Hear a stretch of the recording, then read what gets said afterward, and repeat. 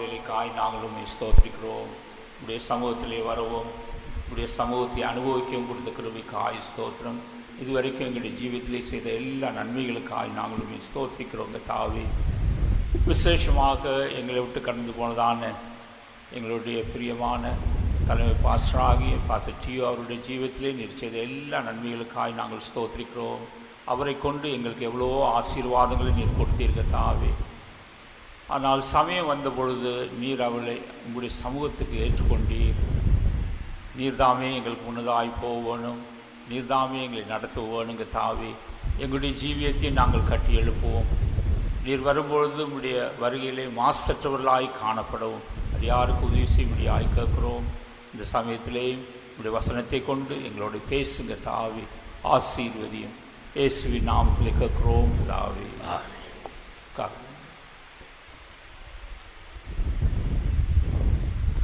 Praise be to God. கர்த்தருக்கு ஸ்தோத்திரம். தேவனுக்கு ஸ்தோத்திரமோ.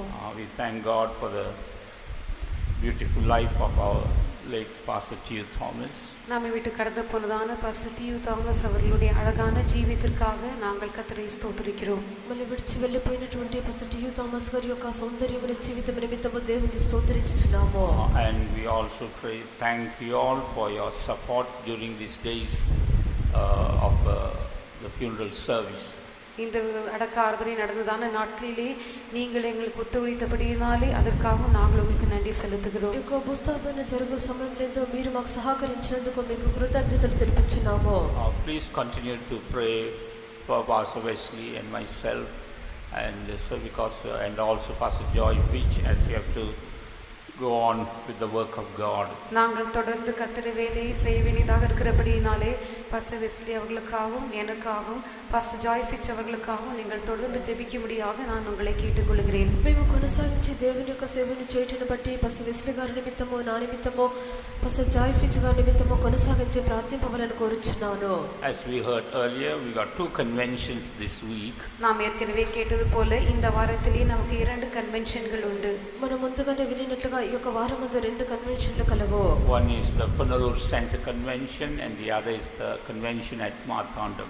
ஒன்று புனலூர் சென்ட்ரல் கன்வென்ஷன், மற்றொன்று மார்த்தாண்டத்திலே நடக்கிறதான கன்வென்ஷன். ఒకటి పునలూరు కేంద్ర కన్వెన్షన్, మరొకటి మార్తాండంలో జరుగు convention. Therefore, please continue to pray for these meetings.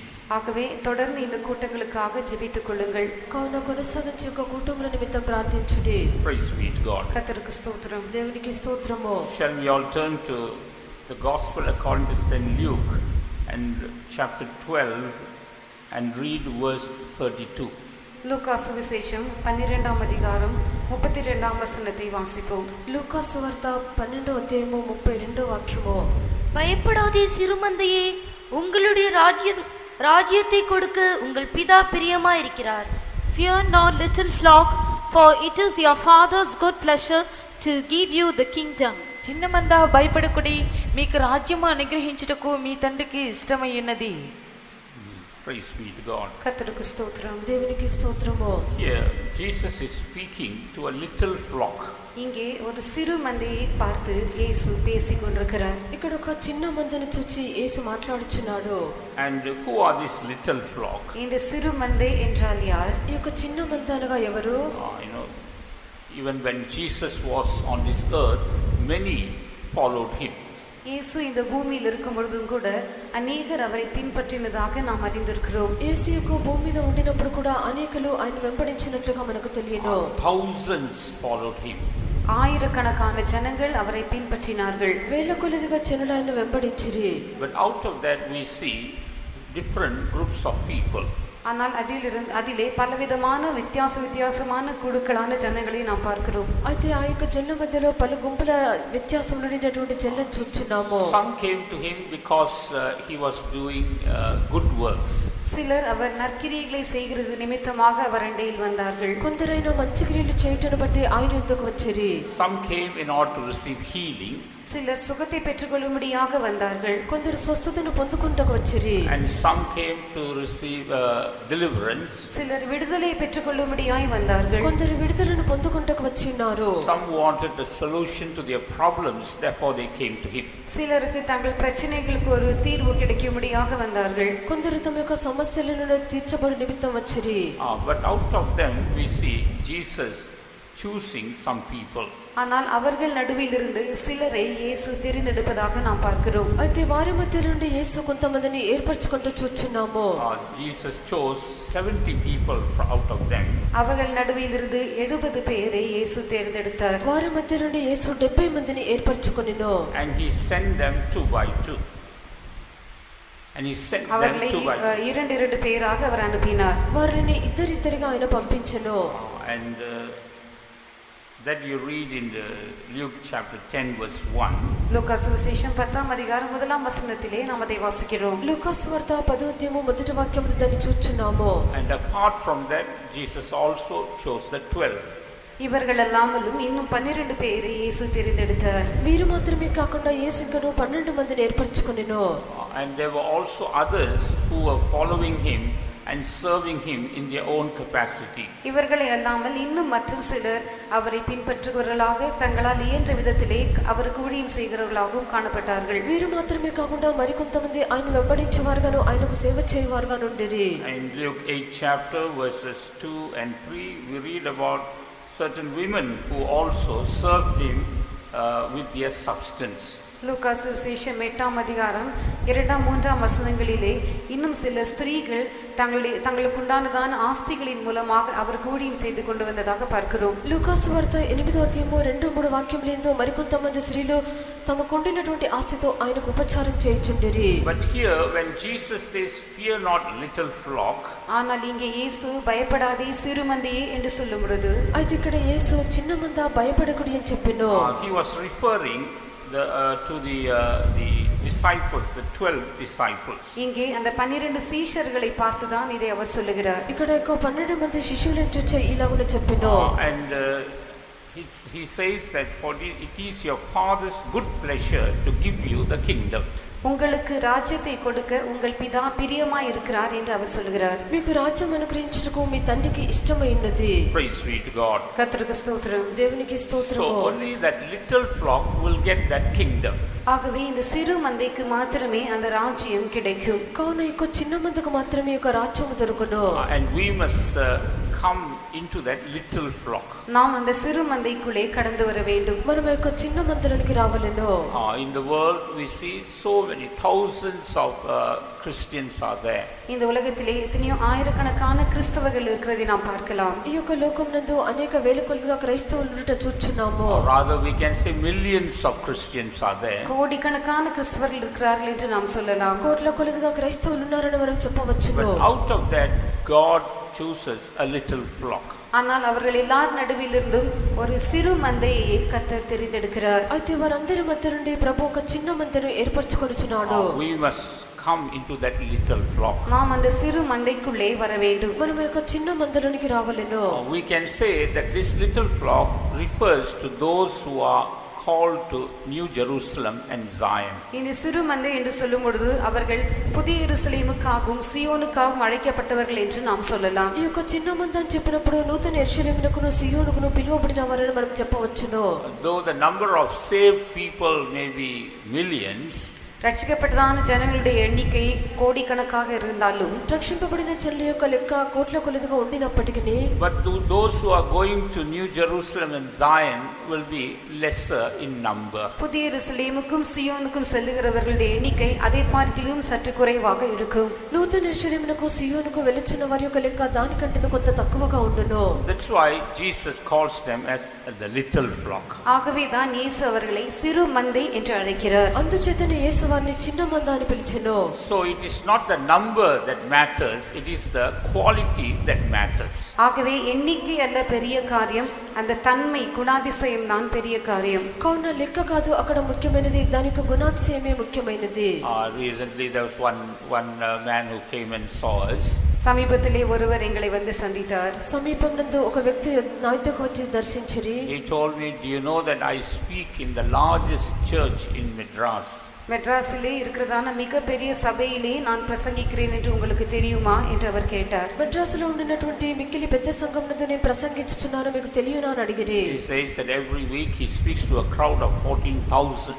ஒவ்வொரு வாரமும் நான் பேசுகிறதான சபையிலே 14,000 ஜனங்கள் கூடுகிறார்கள் என்று அவர் சொன்னார். ప్రతి వారం నందు నేను మాట్లాడుతున్న సత్యంలో వింటకు 14,000 మంది సమకూడుచున్నారని చెప్పిరి. Well, that's good and God's name must be glorified. அது நல்லது தான், கர்த்தருடைய நாமம் மகிமைப்பட வேண்டும். అది మంచిది ఉన్నది, దేవుని యొక్క నామం మహిమపరచబడవలెను. But the kingdom is given to a little flock. ஆனால் ராஜ்யமோ சிறு மந்தைக்கு கொடுக்கப்பட்டிருக்கிறது. అయితే రాజ్యము చిన్న మందకు అనుగ్రహింపబడి ఉన్నది. And this kingdom speaks about New Jerusalem and Zion. இந்த ராஜ்யம் என்பது புதிய எருசலேம் சீயோனுக்கு அடையாளமாய் இருக்கிறது. ఈ యొక్క రాజ్యం అనేది సియోను యెరూషలేములకు సూచనగా ఉన్నది. And when we look at some of the qualities of this little flock, இந்த சிறு மந்தையின் சில குணாதிசயங்களை நாம் கவனிக்கும் பொழுது ఈ యొక్క చిన్న మంది యొక్క కొన్ని గుణాతిశయములు మనం చూచినప్పుడు you can turn to the book of Revelation chapter 17 verse 14. வெளிப்படுத்தின விசேஷம் 17ஆம் அதிகாரம் 14ஆம் வசனத்திற்கு நம்முடைய வேதாகமத்தை திருப்புவோம். ప్రకటన గ్రంథము 17వ అధ్యాయము 14వ వాక్యము.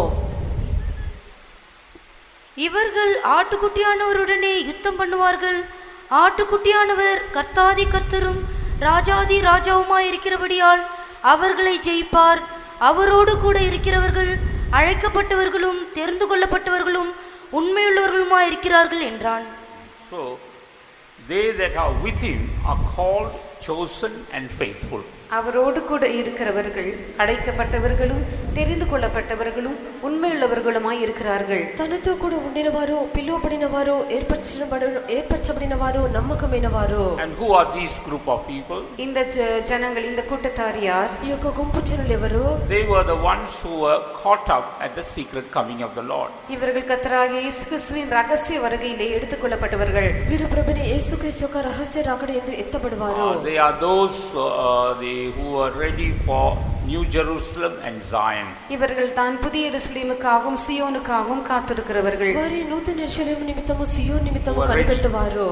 ஆயத்தமானவர்கள், ஆயத்தமாக இருக்கிறவர்கள், సిద్ధపడిన వారు. and these will be caught up at the secret coming of the Lord. இவர்கள் இயேசு கிறிஸ்துவின் ரகசிய வருகையிலே எடுத்துக்கொள்ளப்படுவார்கள். వీరు యేసుక్రీస్తు యొక్క రహస్య రాకడ యందు ఎత్తబడెదరు. And when Jesus comes to fight the battle of Armageddon, Armageddon யுத்தத்தை செய்யும்படியாக இயேசு வரும் பொழுது హర్మగెద్దోను యుద్ధం చేయుటకు యేసు వచ్చినప్పుడు this group of people will come along with him.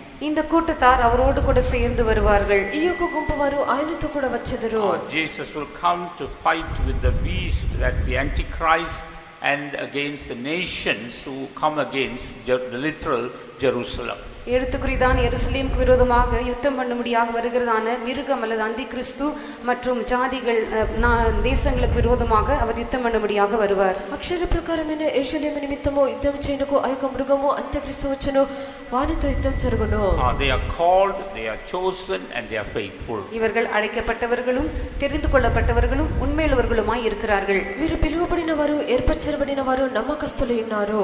Though many are saved, but not all accept this call of God.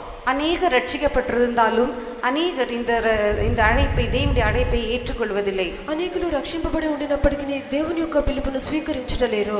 When we read in Hebrews the 3rd chapter verse 1, எபிரேயர் 3ஆம் அதிகாரம் 1ஆம் வசனத்தை நாம் வாசிக்கும் பொழுது హెబ్రీ 3వ అధ్యాయము మొదటి వాక్యమందు there we read it's a heavenly call. பரம அழைப்பு என்று அங்கே வாசிக்கிறோம். పరలోక సంబంధమైన పిలుపు అని అక్కడ చదువుచున్నాము. And it's a holy call. அது பரிசுத்த அழைப்பு. అది పరిశుద్ధమైన పిలుపు. Not everyone accepts this heavenly call and the holy call. இந்த பரம அழைப்பை, இந்த பரிசுத்த அழைப்பை எல்லோருமே ஏற்றுக்கொள்வதில்லை. ఈ యొక్క పరలోక సంబంధమైన పిలుపును, పరిశుద్ధమైన పిలుపును అందరూ అంగీకరించలేరు. All want to be saved, but not all do not want to accept this heavenly and the holy call. யாவருமே ரட்சிக்கப்படும்படியாக விரும்புகிறார்கள், ஆனால் இந்த பரம அழைப்பையும் பரிசுத்த அழைப்பையும் யாவரும் ஏற்றுக்கொள்ள விரும்புவதில்லை. అందరూ రక్షింపబడవాలని కోరుకొనుచున్నారు, అయితే ఒక పరిశుద్ధమైన పిలుపును, పరలోక సంబంధమైన పిలుపును ఎవరు కూడా అంగీకరించలేరు. So much so that they not only accept this call, they stand against the call of God.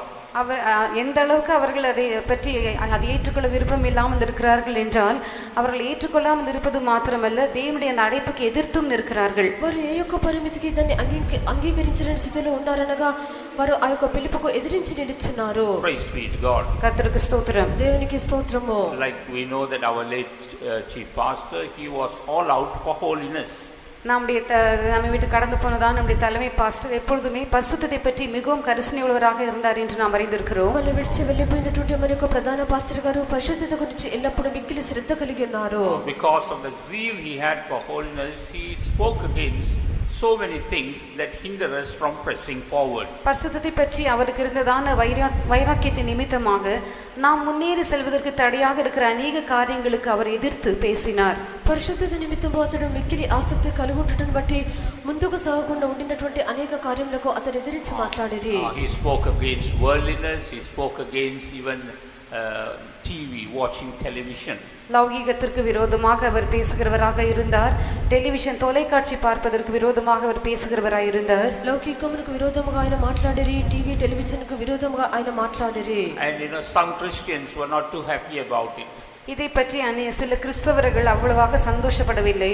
దీనిని విని కొంతమంది క్రైస్తవులు సంతోషపడలేదు. And they have been writing so many things against that teaching. அந்த போதனைக்கு விரோதமாக அவர்கள் பல காரியங்களை எழுதுகிறவர்களாக இருந்தார்கள். ఆ యొక్క బోధకు విరోధంగా వారు అనేకమైన కార్యములు రాసిరి. Those people, they are not non-Christian, they are Christians, but they are unable to receive this truth of holiness and purity. அவர்கள் கிறிஸ்தவர்கள் அல்லாதவர்கள் அல்ல, அவர்களும் கிறிஸ்தவர்கள் தான். ஆனாலும் பரிசுத்தம், தூய்மை இப்படிப்பட்டதான காரியங்களை பற்றி இந்த சத்தியங்களை அவர்களால் ஏற்றுக்கொள்ள முடியவில்லை. వారు క్రైస్తవులు కాని వారు కాదు, వారు క్రైస్తవులు అయినారు. పరిశుద్ధత పవిత్రత గురించినటువంటి సత్యములు వారు అంగీకరించలేకపోయిరి. Therefore they are fighting against these teachings. ஆகவே இந்த போதனைகளுக்கு விரோதமாக அவர்கள் யுத்தம் பண்ணி கொண்டிருந்தார்கள். కావున ఈ యొక్క బోధనలకు విరోధంగా వారు యుద్ధం జరిగించుచుండిరి. One person told me that I will see to it that this teaching is no more existent. இந்த போதனை இனி ஒருபோதும் இல்லாமற் போகும்படியாக நான் செய்வேன் என்று ஒருவர் சொன்னார். ఒక వ్యక్తి చెప్పిరి, ఇక ఈ యొక్క బోధ ఇక మీదట ఉండకుండా పోయినట్లు నేను చేసేదని చెప్పిరి. Yes, there is a battle when we live for holiness and purity. ஆம், நாம் பரிசுத்தத்துக்காகவும் தூய்மைக்காகவும் ஜீவிக்கும் பொழுது அதற்கு விரோதமான ஒரு யுத்தம் உண்டு. కావున మనం పరిశుద్ధత కొరకు పవిత్రత కొరకు జీవించినప్పుడు దానికి విరోధమైన ఒక యుద్ధం ఉండును. There may be many God's people, saved people, even spirit baptized people, but very few accept this call for holiness. எத்தனையோ தேவனுடைய ஜனங்கள் இருக்கிறார்கள், பரிசுத்தான அபிஷேகத்தை பெற்றவர்களாக இருக்கிறார்கள். ஆனால் அதிலே சிலர் மாத்திரமே இந்த பரிசுத்தத்துக்காக குறியதான அழைப்பை ஏற்றுக்கொள்ளுகிறார்கள். అనేక మంది దేవుని యొక్క జనులు కలరు, పరిశుద్ధాత్మ అభిషేకం పొందిన వారు కలరు. అయితే యొక్క పరిశుద్ధత యొక్క పిలుపును కొంతమంది మాత్రమే అంగీకరించుచున్నారు. That's why we say that they are called a little flock who are going to be caught up at the coming of the Lord. ஆகவே தான் கர்த்தருடைய வருகையிலே எடுத்துக்கொள்ளப்படுகிறவர்களை பற்றி சிறு மந்தை என்று சொல்லப்பட்டிருக்கிறது. అందుచేతనే ప్రభు యొక్క రాకడయందు ఎత్తబడి వారిని గురించి చిన్న మంద అని చెప్పబడెను. Therefore let us come into that little flock who will be ready for the coming of the Lord. ஆகவே கர்த்தருடைய வருகைக்காக ஆயத்தமாக இருக்கக்கூடிய அந்த சிறு மந்தைக்குள்ளே நாமும் கடந்து வருவோமாக. కావున ప్రభు యొక్క రాకడకు సిద్ధముగా ఉండినటువంటి ఆ యొక్క చిన్న మందలోనికి మనం వచ్చేదము. In the same manner, when we look at those who are called for Zion, அதேவண்ணமாக சியோனுக்காக அழைக்கப்பட்டவர்களை நாம் கவனிக்கும் பொழுது, అలాగనే సియోనుకు పిలువబడిన వారిని మనం గమనించినప్పుడు, they are also a very little small group of people. அவர்களும் கூட மிக சிறிய ஒரு கூட்டத்தாராகவே இருக்கிறார்கள். వారు కూడా ముఖ్యులు చిన్న గుంపై ఉన్నారు. As we saw earlier, we saw large crowds, thousands followed Jesus. நாம் ஏற்கனவே கவனித்தது போல பெரிதான ஒரு ஜனக்கூட்டம், ஆயிரக்கணக்கான ஜனங்கள் இயேசுவை பின் சென்றார்கள். మనం ముందుగానే చూచినట్లుగా అనేక వేల కొలదిగా జనులు యేసును వెంబడించిరి. But when Jesus spoke the truth or the hard teachings, ஆனால் இயேசு சத்தியத்தை அல்லது கடினமான அந்த உபதேசங்களை பேசின பொழுது, అయితే యేసు సత్యమును ఆ యొక్క కఠినమైన ఉపదేశమును బోధించినప్పుడు, we see that many stopped following him. இவைகளை கேட்ட பொழுது அநேகர் அவரை பின்பற்றுவதை நிறுத்திவிட்டார்கள். వీటిని వినినప్పుడు అనేకులు ఆయన వెంబడించుటకు మానివేసిరి. The thousands became only a 70.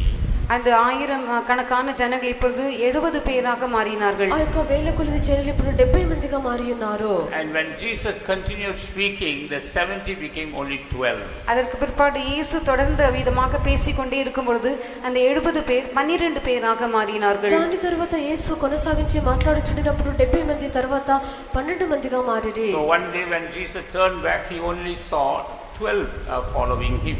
ஆகவே ஒரு நாள் இயேசு பின் நோக்கி பார்த்த பொழுது 12 பேர் மட்டுமே அவரை பின்பற்றுவதாக அவர் கண்டார். ఒకసారి యేసు వెనుకకు తిరిగి చూచినప్పుడు 12 మంది మాత్రమే ఆయన వెంబడించుట చూచెను. Read John the Gospel chapter 6 verse 66. யோவான் சுவிசேஷம் 6ஆம் அதிகாரம் 66ஆம் வசனம். யோவான் சுவார்த்த 6 அத்தியாயము 66 வாக்கியமோ. அது முதல் அவருடைய சீஷரில் அநேகர் அவருடனே கூட நடவாமல் பின்வாங்கி போனார்கள். And verse 67. அப்பொழுது இயேசு 12 நோக்கி, நீங்களும் போய்விட மனதாயிருக்கிறீர்களோ என்றார். From that time many of his disciples went back and walked no more with him. Then said Jesus unto the 12, will ye also go away? So here we see the 12, they were the ones who were following him all the way. 66 67 வசனங்கள் இந்த 12 பேர் தான் எப்பொழுதுமே அவரை பின் சென்றதாக நாம் பார்க்கிறோம். 66 67 వాక్యములో ఈ యొక్క 12 మంది ఎల్లప్పుడూ ఆయన వెంబడించుచుండిరి. All the others could not take or receive the teachings that Jesus gave. மற்றவர்களால் இயேசு பேசுறதான அந்த உபதேசங்களை போதனைகளை ஏற்றுக்கொள்ள முடியவில்லை. ఇతరులు యేసు మాట్లాడినటువంటి ఒక ఉపదేశములను వారు అంగీకరించలేకపోయినారు. So what makes us as a true disciple of Jesus? ஆகவே நம்ம இயேசுவின் மெய்யான சீஷர்களாக மாற்றுகிற காரியம் என்ன? కావున యేసు యొక్క నిజమైన శిష్యులుగా మార్చినటువంటి కార్యం ఏమిటి? It is the truth that Jesus spoke. இயேசு பேசினதான சத்தியம். యేసు మాట్లాడినటువంటి సత్యము. In the John the Gospel 8th chapter when we read, யோவான் சுவிசேஷம் 8ஆம் அதிகாரத்திலே நாம் வாசிக்கும் பொழுது యోహాను సువార్త 8వ అధ్యాయం చూచినప్పుడు in verse 31 we read, then said Jesus to those Jews which believed on him, if ye continue in my word, then are ye my disciples. யோவான் சுவிசேஷம் 8ஆம் அதிகாரம் 31ஆம் வசனத்தை வாசிக்கும் பொழுது இயேசு தம்மை விசுவாசித்த யூதர்களை நோக்கி, நீங்கள் என் உபதேசத்தில் நிலைத்திருந்தால் மெய்யாகவே என் சீஷராய் இருப்பீர்கள் என்றார். యోహాను సువార్త 8వ అధ్యాయం 31వ వాక్యం నందు కాబట్టి యేసు తన నమ్మిన యూదులతో, మీరు నా వాక్యమందు నిలిచిన వారైతే నిజముగా నాకు శిష్యులై ఉండే సత్యమును గ్రహించెదరు. So disciples means not only to receive forgiveness from Jesus, சீஷர்கள் என்று சொல்லும் பொழுது இயேசுவிடத்திலிருந்து மன்னிப்பு பெற்றுக்கொள்வது மாத்திரமல்ல, శిష్యులు అని చెప్పినప్పుడు యేసు యుద్ధంలో క్షమాపణ పొందుకుంటే మాత్రమే కాదు, we have to continue in his word. நாம் அவருடைய வார்த்தையிலே நிலைத்திருக்க வேண்டும். మనం ఆయన యొక్క వాక్యమందు నిలిచి ఉండవలెను. We must continue in the truth that he has revealed to us. அவர் நமக்கு வெளிப்படுத்தின சத்தியத்திலே நாம் நீடித்து நிலைத்திருக்க வேண்டும். ఆయన మనకు బయలుపరిచిన సత్యమునందు నిలిచి ఉండవలెను. And as for the servants of God, God has given them the truth of Zion. தேவனுடைய ஊழியக்காரரை பொறுத்தவரையிலும் கர்த்தர் அவர்களுக்கு சியோனின் உபதேசங்களை தந்திருக்கிறார். దైవ సేవకులకు చెందినంత వరకు దేవుడు వారికి సియోను ఉపదేశములను ఇచ్చుచున్నాడు. There may be many servants of God in the world. உலகத்திலே எத்தனையோ ஊழியக்காரர் காணப்படக்கூடும். లోకమునందు అనేక మంది దైవ సేవకులు colour. But all don't accept the truth of Zion. ஆனால் யாவருமே சியோனின் சத்தியத்தை ஏற்றுக்கொள்வதில்லை. అయితే అందరూ సియోను యొక్క సత్యమును అంగీకరించుటలేరు. And who are the ones who are fighting against the truth of Zion? சியோனின் சத்தியத்திற்கு விரோதமாக போர் செய்கிறவர்கள் யார்? సియోను యొక్క సత్యమునకు విరోధముగా పోరాడువారు ఎవరు? Not the unconverted people. ரட்சிக்கப்படாததான ஜனங்கள் அல்ல, రక్షింపబడలేని జనులు car. It is the saved people. ரட்சிக்கப்பட்டவர்கள் தான் அவ்விதமாக செய்கிறார்கள். రక్షింపబడిన వారు అలాగున చేయుచున్నారు. It's people who have been even received the baptism of the Holy Spirit. பரிசுத்தாவின் அபிஷேகத்தையும் கூட பெற்றவர்கள் அவ்விதமாய் செய்கிறார்கள். పరిశుద్ధాత్మ అభిషేకం పొందిన వారు కూడా అలాగున చేయుచున్నారు. And so many are writing so many articles against the truth of Zion. சியோனின் சத்தியத்திற்கு விரோதமாக எத்தனையோ பேர் எத்தனையோ கட்டுரைகளையும் கூட எழுதுகிறார்கள். సియోను యొక్క సత్యమునకు విరోధంగా అనేకులు అనేకమైన కార్యములు రాయిచున్నారు. But that little flock are the ones who accept the truth of Zion. ஆனால் இந்த சிறு மந்தை தான் சியோனின் சத்தியத்தை ஏற்றுக்கொள்கிறவர்களாக இருக்கிறார்கள். అది ఒక చిన్న మంది సియోను యొక్క సత్యమును అంగీకరించుచున్నది. So the truth, the little flock refers to those who accept the truth of New Jerusalem and Zion. ஆகவே சிறு மந்தை என்று சொல்லும் பொழுது புதிய எருசலேம் சியோனை பற்றியதான சத்தியங்களை ஏற்றுக்கொள்ளவர்களை அது காட்டுகிறது. కావున చిన్న మంది అని చెప్పినప్పుడు నూతన యెరూషలేము సియోను యొక్క సత్యములను స్వీకరించమని సూచించున్నది. Once they accept the truth of Jerusalem and Zion, they have oppositions, they have battles in their life. ஆகவே அவர்கள் இந்த சியோன் எருசலேமை பற்றிதான சத்தியங்களை ஏற்றுக்கொள்ளும் பொழுது அவர்கள் தங்கள் ஜீவித்திலே பல எதிர்ப்புகளையும் பல போராட்டங்களையும் சந்திக்கிறார்கள். కావున ఇక సియోను యెరూషలేము యొక్క సత్యములు తమ యొక్క జీవితమునందు స్వీకరించినప్పుడు తమ యొక్క జీవితంలో పలు పోరాటములు ఎదిరింపులు ఎదుర్కొనుచున్నారు. God calls them for Jerusalem and Zion. கர்த்தர் அவர்களை எருசலேமுக்காக சியோனுக்காக அழைக்கிறார். దేవుడు వారిని సియోనుకు యెరూషలేమునకు పిలుచున్నాడు. When God chooses them for Jerusalem and Zion, கர்த்தர் எருசலேமுக்காக சியோனுக்காக அவர்களை தெரிந்தெடுக்கிறார். దేవుడు యెరూషలేము నిమిత్తము సియోను నిమిత్తము వారిని ఏర్పరచుకొనెను. and on their part they have to prove themselves faithful till the very end. ஆனால் தங்கள் பகுதியிலே அவர்கள் முடிவு பரியந்தம் உண்மையுள்ளவர்களாக தங்களை விளங்க பண்ண வேண்டும். కావున తమ యొక్క భాగమందు వారు అంతం వరకు నమ్మకస్తులుగా బయలుపరచవలెను. And concerning the 12, what did Jesus say? இந்த 12 பேரை குறித்து இயேசு என்ன சொல்லுகிறார்? ఈ యొక్క 12 మందిని గురించి యేసు ఏం చెప్పెను? You are they which have continued with me in my temptations. நீங்களே என்னுடைய சோதனைகளிலே என்னோடு கூட நிலைத்திருந்தவர்கள் நீங்களே. మీరే నా యొక్క శోధనలో నాతో కూడా నిలువబడిన వారు మీరే. In Luke chapter 22 verse 28 we read that. லூக்கா சுவிசேஷம் 22ஆம் அதிகாரம் 28ஆம் வசனத்திலே அதை வாசிக்கிறோம். లూకా సువార్త 22వ అధ్యాయము 28వ వాక్యము. Ye are they which have continued with me in my temptations. எனக்கு நேரிட்ட சோதனைகளில் என்னோடு கூட நிலைத்திருந்தவர்கள் நீங்களே. నా శోధనలో నాతో కూడా నిలిచినవారు మీరే. And the next verse says, and I appoint unto you a kingdom as my father hath appointed unto me. அடுத்த வசனத்திலே ஆகையால் என் பிதா எனக்கு ஒரு ராஜ்யத்தை ஏற்படுத்தினது போல நானும் உங்களுக்கு ஏற்படுத்துகிறேன் என்று சொல்கிறார். తరువాత వాక్యం నందు కనుక నా తండ్రి నాకు రాజ్యమును నియమించినట్టుగా మీకును నియమించదనని చెప్పెను. So only those who endure the temptations with Jesus, they will be able to rule even in millennium. ஆகவே இயேசுவோடு கூட இந்த சோதனைகளை சகித்து நிலைத்திருக்கிறவர்கள் மாத்திரமே 1000 வருட அரசாட்சியிலும் கூட அவரோடு கூட அரசாள முடியும். కావున యేసుతో కూడా ఈ యొక్క శోధనలో ఎవరైతే నిలిచి సహించుచున్నారో వారే 1000 పరిపాలనలో యేసుతో కూడా నిలిచెదరు. That's the reason when Jesus comes to fight the battle of Armageddon, these two groups, little flock, come together with him.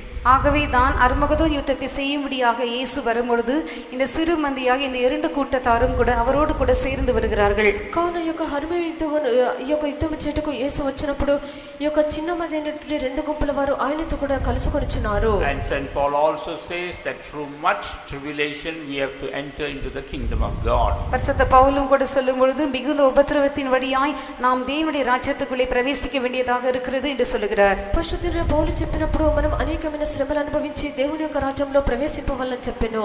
Because of the tribulations or the persecutions we face, we must not give up that kingdom which God is giving us. நாம் சந்திக்கிறதான உபத்திரவங்கள் துன்பங்கள் இவைகள் நிமித்தமாக கர்த்தர் நமக்கு வாக்கு பண்ணியிருக்கிறதான அந்த ராஜ்யத்தை நாம் விட்டுவிடக் கூடாது. మనకు కలుగుతున్నటువంటి శ్రమలు హింసలను బట్టి దేవుడు మనకు వాగ్దానం చేసిన ఆ యొక్క రాజ్యమును మనం విడిచిపెట్టకూడదు. Because all these things that we see will pass away one day. ஏனென்றால் இப்பொழுது இந்த கண்களால் நாம் காணுகிற எல்லா காரியங்களும் ஒரு நாள் ஒழிந்து போகும். ఎందుకనగా ఇప్పుడు మనం కన్నులతో చూస్తున్నవన్నీ ఒక దినమున గతించిపోవును. But the kingdom that the Lord is preparing for us is eternal. ஆனால் கர்த்தர் நமக்காக ஆயத்தப்படுத்தி கொண்டிருக்கிற ராஜ்யம் நித்தியமானதாக இருக்கிறது. అయితే దేవుడు మన నిమిత్తము సిద్ధపరచున్నటువంటి రాజ్యము నిత్యమైనది. And the glory of that kingdom is eternal. அந்த ராஜ்யத்தின் மகிமையும் நித்தியமானதாய் இருக்கிறது. ఆ యొక్క రాజ్యం యొక్క మహిమ నిత్యమైనది. That's the reason why saints of God have to fight a battle while on this earth. ஆகவே தான் தேவனுடைய பரிசுத்தவான்கள் இந்த பூமியில் இருக்கும் பொழுது யுத்தம் பண்ண வேண்டியவர்களாக இருக்கிறார்கள். కావున ఈ యొక్క భూమి మీద దేవుని యొక్క పరిశుద్ధులు ఉండినప్పుడు యుద్ధం చేయవారుగా ఉన్నారు. We know about our late chief pastor how he was fighting the battle even in times of sickness. நம்மை விட்டு கடந்து போனதான நம்முடைய தலைமை பாஸ்டர் அவர்கள் தன்னுடைய வியாதி நேரத்திலும் கூட எவ்விதமாக இந்த போராட்டத்தை போராடி கொண்டே இருந்தார் என்பதை நாம் எல்லோரும் அறிந்திருக்கிறோம். మళ్ళీ విడిచి వెళ్ళిపోయినటువంటి మన యొక్క ప్రధాన పాస్టర్ గారు కూడా తన యొక్క వ్యాధి సమయంలో ఎలాగున పోరాడి ఉన్నారని మనందరికీ తెలియను. This was not the first time he had to fight that battle. அவர் இந்த யுத்தத்தை முதல் முறையாக செய்யவில்லை. అతడి యుద్ధమును మొట్టమొదటిగా చేయలేదు. In particular we can see the 3 instances in which he had to fight the battle and he overcame in that battle. நாம் மூன்று குறிப்பான சம்பவங்களை நாம் கவனிக்கலாம். இந்த மூன்று சந்தர்ப்பங்களிலும் அவர் இவ்விதமாக யுத்தம் செய்து மேற்கொண்டார். మూడు గుర్తింపబడిన సంభవములను మనం గమనించదము. ఆ యొక్క మూడు సంభవములందు అతడు యుద్ధం చేసి జయించెను. When he first came here to India, he had a great battle with sickness. முதலாவதாக இந்தியா தேசத்திற்கு அவர் வந்த பொழுது வியாதியோடு அதிகமான ஒரு பெரிய போராட்டம் அவருக்கு ஏற்பட்டது. అతను మొదటిగా ఆ యొక్క భారతదేశంలోకి వచ్చినప్పుడు వ్యాధితో అతనికి గొప్ప పోరాటం ఏర్పడిను. And he overcame in that battle. அந்த யுத்தத்திலே அவர் ஜெயமெடுத்தார். ఆ యొక్క యుద్ధంనందు అతడు జయించెను. Then in two other instances he also had to go through a similar affliction. இன்னும் இரண்டு சந்தர்ப்பங்களிலும் அதே போன்றதான துன்பங்களை அவர் சகிக்க வேண்டியதாக இருந்தது. మిగతా రెండు సందర్భములందు అదే విధమైన కష్టం అతడు అనుభవించవలసి వచ్చును. That also he became an overcomer. அதிலும் கூட அவர் ஜெயம் கொண்டவராய் மாறினார். అక్కడ కూడా అతడు జయించిన వాడుగా మారెను. Why did he fight that battle? ஏன் அந்த யுத்தத்தை அவர் செய்தார்? ఎందుకు ఆయన యొక్క యుద్ధమును చేసిరి? Because he wanted to be in that kingdom which is given to that little flock. அந்த சிறு மந்தைக்கு கொடுக்கப்படுகிற ராஜ்யத்திலே அவர் காணும்படியாக விரும்பினபடியினாலே ఆ యొక్క చిన్న మందకి ఇవ్వబడిన రాజ్యమును అతడు చూచుటకు. We also have got such battles in our life. நமக்கும் கூட நம்முடைய ஜீவியத்திலே அப்படிப்பட்டதான யுத்தங்கள் உண்டு. మనకు కూడా మన యొక్క జీవితములో ఆ విధమైన యుద్ధములు కలవు. Sometimes that battle may be in our mind. சில சமயங்களிலே அந்த போராட்டம் நம் மனதில் காணப்படக்கூடும். కొన్ని సమయములందు ఆ యొక్క పోరాటము మన యొక్క మనసునందు కనిపించును. Sometimes it could be heartbreaking. சில சமயங்களிலே இருதயம் நொறுக்கப்படுகிறதான சந்தர்ப்பங்களாக இருக்கலாம். కొన్ని సమయములందు మన యొక్క హృదయము బ్రద్దలగునట్లు సందర్భములు ఉండును. Sometimes it could be physical. சில சமயங்களிலே அது சரீர பிரகாரமான காரியமாக இருக்கலாம். కొన్ని సందర్భములందు అది శరీర ప్రకారమైనదిగా ఉండవచ్చును. Every instance we have to fight the battle trusting on God's word. ஒவ்வொரு சந்தர்ப்பத்திலும் கர்த்தருடைய வார்த்தையை நாம் விசுவாசிக்கிறவர்களாக அந்த யுத்தங்களை செய்ய வேண்டும். ప్రతి సందర్భమునందు మనము దేవుని యొక్క వాక్యమును నమ్మువారంగా ఆ యొక్క యుద్ధం చేయవలెను. Only those who overcome will be given that kingdom. ஜெயம் கொள்ளுகிறவர்களுக்கு மாத்திரமே அந்த ராஜ்யம் கொடுக்கப்படும். జయించిన వారికి మాత్రమే ఆ యొక్క రాజ్యం ఇవ్వబడును. Or in other words, we can say that this little flock are a group of overcomers. அல்லது வேறு வார்த்தைகளிலே இந்த சிறு மந்தை என்று சொல்லும் பொழுது அவர்கள் ஜெயம் கொண்டவர்களுடைய கூட்டத்தார் என்று நாம் சொல்லலாம். లేక మరొక మాటలో ఈ యొక్క చిన్న మందల గురించి చెప్పినప్పుడు జయించిన వారని చెప్పవచ్చును. In Revelation 21 verse 7 we read, he that overcometh shall inherit all things. வெளிப்படுத்தின விசேஷம் 21ஆம் அதிகாரம் 7ஆம் வசனத்திலே நாம் வாசிக்கும் பொழுது ஜெயம் கொள்ளுகிறவன் எல்லாவற்றையும் சுதந்திரித்துக் கொள்ளுவான் என்று பார்க்கிறோம். ప్రకటన గ్రంథము 21వ అధ్యాయము 7వ వాక్యమును చూచినప్పుడు జయించు వాటిని సమస్తమును స్వతంత్రించుకొని చూచున్నాము. Without a battle you can't have a victory. யுத்தம் இல்லாமல் நமக்கு ஜெயம் இல்லை. యుద్ధము లేకుండా మనకు జయము లేదు. Therefore let us not be afraid of the battles that we face in our lives. ஆகவே நம் ஜீவியத்திலே நாம் சந்திக்கிறதான யுத்தங்களை கண்டு நாம் பயப்பட வேண்டிய அவசியம் இல்லை. కావున మన యొక్క జీవితంలో మనం ఎదుర్కొంటున్న యుద్ధములను చూసి మనం భయపడకూడదు. We can go on fighting the battle through the grace of God. தேவனுடைய கிருபையை கொண்டு நாம் யுத்தம் செய்து கொண்டே இருக்கலாம். దేవుని యొక్క కృపను బట్టి మనం యుద్ధం చేయుచునే ఉండేదము. As we read in the word of God, Jesus is the captain of our salvation. நாம் இந்த வேத வசனத்திலே வாசிக்கிறது போல இயேசு நம்முடைய ரட்சிப்பின் அதிபதியாக இருக்கிறார். మన వేద వాక్యంలో చదివినట్లుగా యేసు మన యొక్క రక్షణకు అధిపతి ఉన్నాడు. As a captain he goes before us. அவர் சேனையின் அதிபதியாக நமக்கு முன்பாக செல்லுகிறார். ఆయన సైన్యములకు అధిపతిగా మన ముందుగా వెళ్ళుచున్నాడు. So we have to just follow him and stand behind him. ஆகவே நாம் செய்ய வேண்டிய ஒரே ஒரு காரியம் அவரை பின்பற்றி அவருக்கு பின்பாக நாம் நின்று கொள்ள வேண்டும். కావున మనము చేయవలసినటువంటి ఒకే కార్యము ఆయన వెంబడించి ఆయనకు వెనుకన నిలవబడవలెను. Then surely victory shall be ours. அப்படியானால் நிச்சயமாகவே ஜெயம் நம்முடையதாக இருக்கும். అలాగైనట్లయితే నిశ్చయముగానే జయము మనదే ఉండును. Therefore let us not be troubled about the various battles we are facing in our life. ஆகவே நம்முடைய ஜீவிதத்திலே நாம் சந்திக்கிற பலவிதமான யுத்தங்களை கண்டு நாம் பயப்பட வேண்டாம். కావున మన యొక్క జీవితమందు మనం ఎదుర్కొంటున్న పలు విధమైన యుద్ధములను చూసి భయపడ అవసరం లేదు. That's why here Jesus said, fear not little flock. ஆகவே தான் இயேசு இங்கே சொல்லும் பொழுது பயப்படாதே சிறுமந்தையே என்று சொல்லுகிறார். అందుచేతనే యేసు ఇక్కడ చెప్పినప్పుడు చిన్న మంద భయపడకము అని చెప్పెను. Sometimes we may be afraid thinking that we are a little flock. சில சமயங்களிலே நாம் சிறுமந்தையாக இருக்கிறோமே என்று எண்ணி நாம் பயப்படுவதுண்டு. కొన్ని సమయములందు మనం చిన్న మందగా ఉన్నామని చెప్పి భయపడుచున్నాము. But here Jesus says that he is behind that little flock. ஆனால் இங்கே இயேசு சொல்லுகிறார் அந்த சிறுமந்தையின் பின்னாலே அவர் இருப்பதாக சொல்லுகிறார். అయితే ఇక్కడ యేసు అనుచున్నాడు ఆ యొక్క చిన్న మందకు వెనుగా యేసు ఉన్నట్లుగా చెప్పుచున్నాడు. And God is so pleased with that little flock that he is keeping that kingdom ready for them.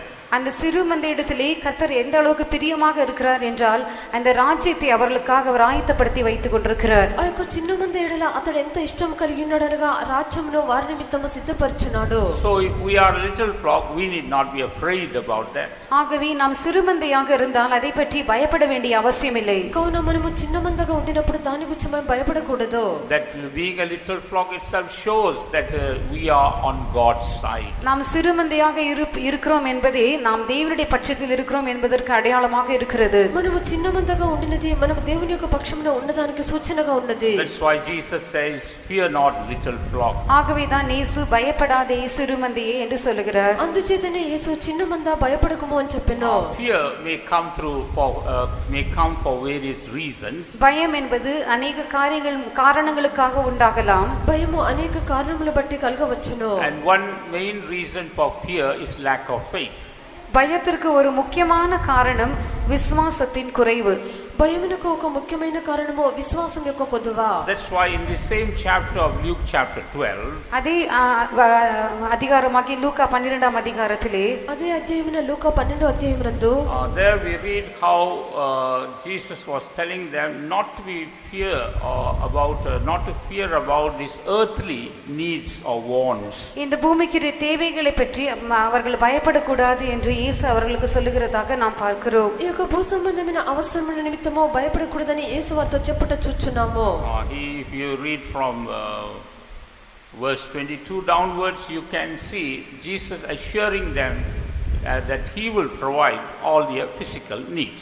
22ஆம் வசனத்திலிருந்து கீழே நாம் வாசிக்கும் பொழுது அவர்களுடைய எல்லா தேவைகளையும் இயேசு தாமே அவர்களுக்கு தருவதாக சொல்லுகிறார். 22వ వాక్యం నుండి క్రిందికి మనం చదివినప్పుడు వారి యొక్క అవసరములని యేసు తీర్చినట్లుగా చెప్పుచున్నాడు. Sometimes fear may come due to this earthly need. சில சமயங்களிலே பூமிக்குரிய தேவைகளின் நிமித்தமாக நமக்கு பயம் உண்டாகும். కొన్ని సమయములందు భూ సంబంధమైన అవసరముల నిమిత్తం మనకు భయం కలుగును. But this group of little flock, they put their trust entirely upon God. ஆனால் இந்த சிறு மந்தையை ஆனவர்கள் இவர்கள் தேவன் பேரில் முழு நம்பிக்கையும் வைக்கிறார்கள். అయితే ఒక చిన్న మంది అయిన వారు దేవుని మీదనే వారి యొక్క పూర్తి నమ్మకం ఉంచుచున్నారు. Right up to verse 29, when you read there, Jesus tells about how the various needs of our physical life. 22ஆம் வசனத்திலிருந்து 29ஆம் வசனம் வரையில் நாம் வாசிக்கும் பொழுது நம்முடைய சரீர பிரகாரமான பலவிதமான தேவைகள் எவ்விதமாக சந்திக்கப்படும் என்று இயேசு சொல்லுகிறதாக பார்க்கிறோம். 22వ వాక్యం నుండి 29వ వాక్యం వరకు చదివినప్పుడు మన యొక్క శరీర ప్రకారమైన అవసరములు ఎలాగన తీర్చబడుచున్నవని యేసు చెప్పెను. And that's why he tells us to put our trust upon him. ஆகவே தான் அவர் பேரில் நம்பிக்கையா இருக்க வேண்டும் என்று அவர் நமக்கு சொல்லுகிறார். అందుచేతనే ఆయన యందు మనము నమ్మకం ఉంచవలని మనకు చెప్పెను. In verse 31 we read, but rather seek ye the kingdom of God, and all these things shall be added unto you. 31ஆம் வசனத்தை வாசிக்கும் பொழுது தேவனுடைய ராஜ்யத்தையே தேடுங்கள், அப்பொழுது இவைகள் எல்லாம் உங்களுக்கு கூட கொடுக்கப்படும். 31వ వాక్యం నందు మీరైతే దేవుని రాజ్యమును వెతుకుడి, దానితో కూడా ఇవి మీకు అనుగ్రహింపబడును. So let us not be troubled about our physical needs. ஆகவே நம்முடைய சரீர பிரகாரமான தேவைகளை பற்றி நாம் கலங்க வேண்டாம். కావున ఈ యొక్క శరీర ప్రకారమైన అవసరముల నిమిత్తం మనము కలత చెందకూడదు.